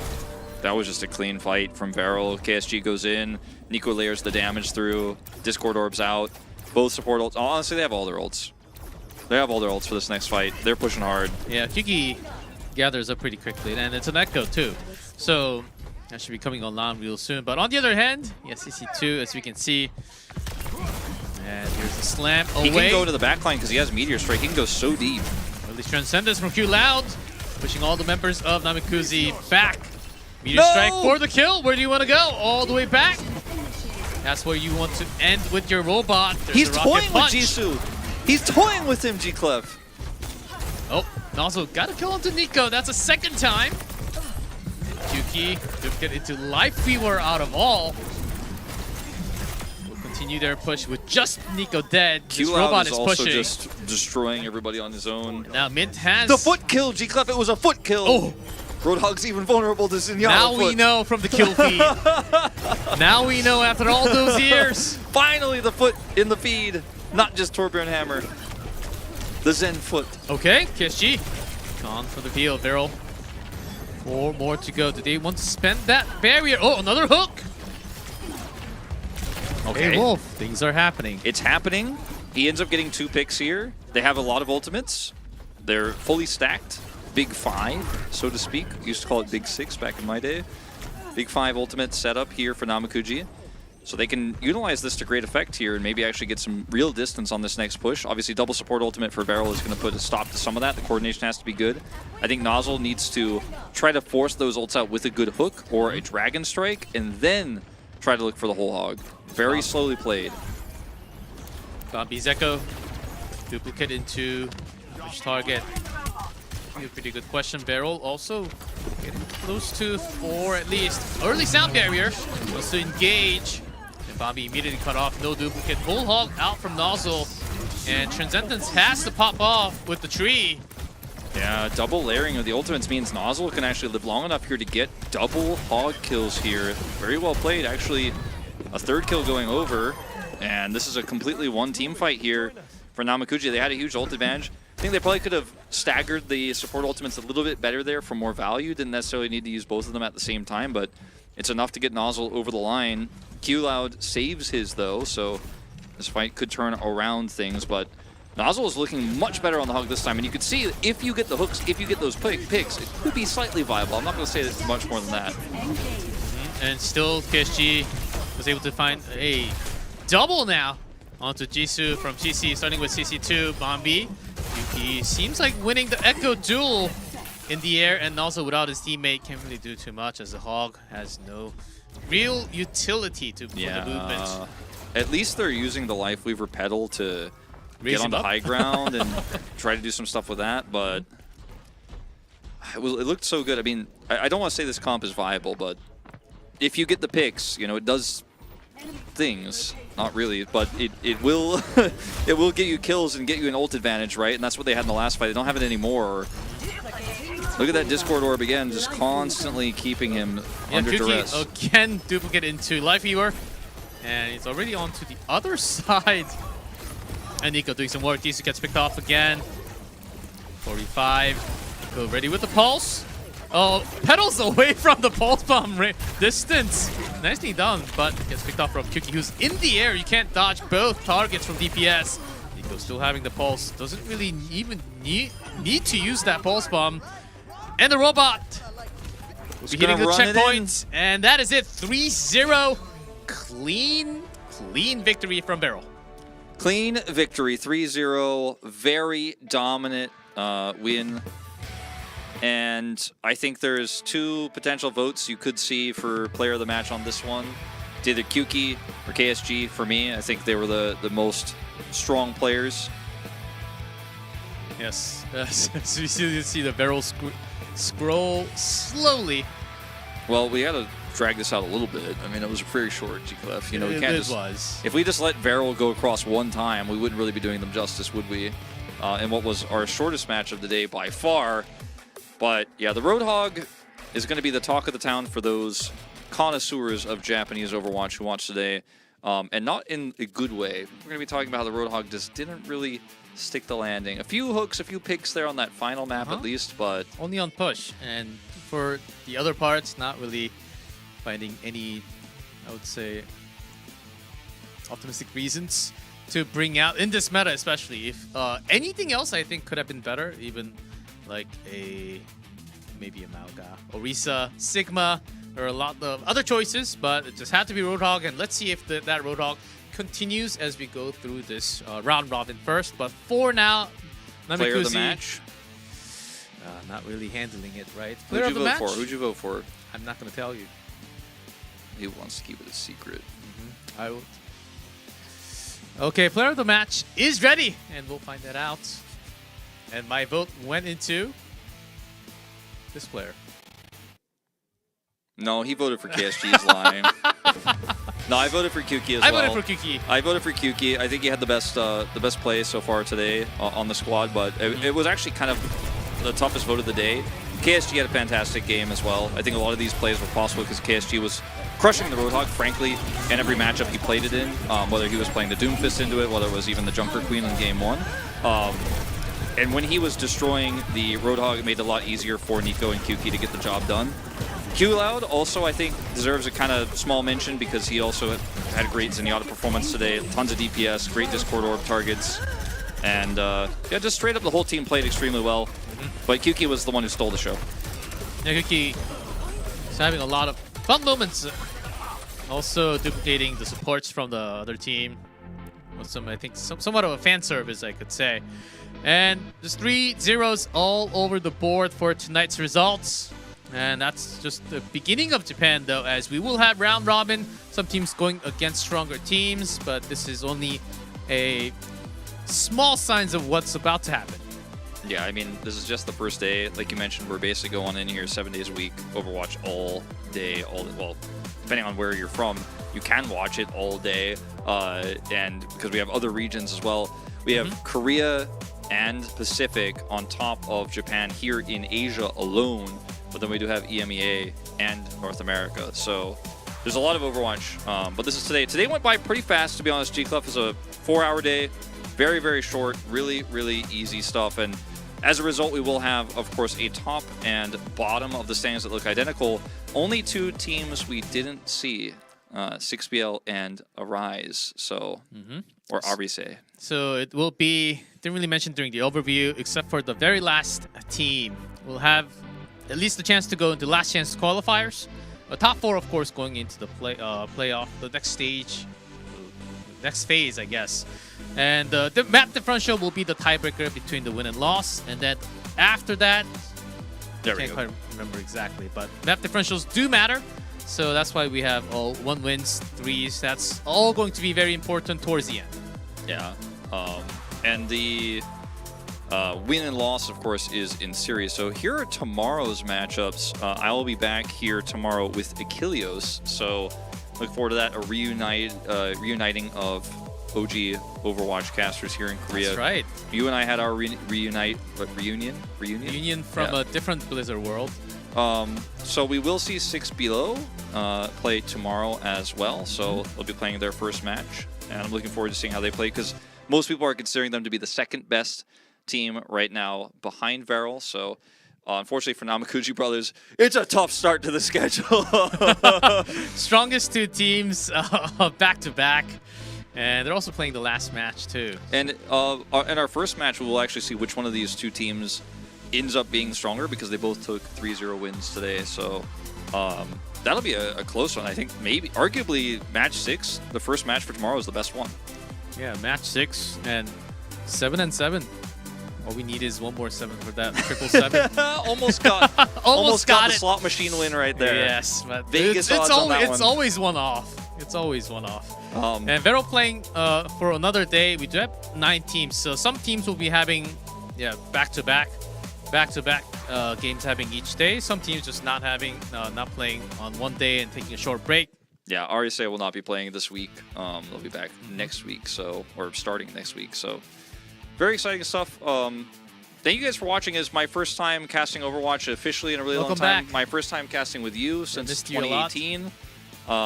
And yeah, the gameplay was a little rough around the edges today. The casting for me, I think, a little rough around the edges as well, but it was a chaotic one. It was fun. Thanks for joining us tonight, everybody. Yeah, thanks for joining us, everyone. And that's going to be it for our first night of Overwatch Champions Series Japan from Asia. Keep tuning in as we will have a whole lot more learning experience, not just from Japan, APAC and Korea will follow all week long. So don't miss the action. Thank you, everyone, for watching, and we'll see you next time.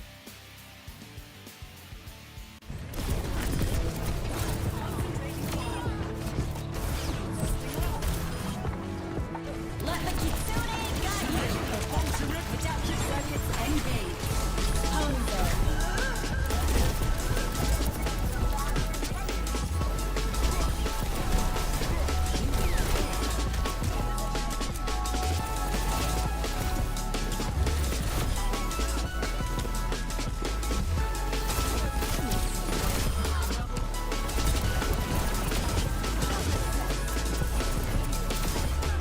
Adaptive circuits engage. Roadhog.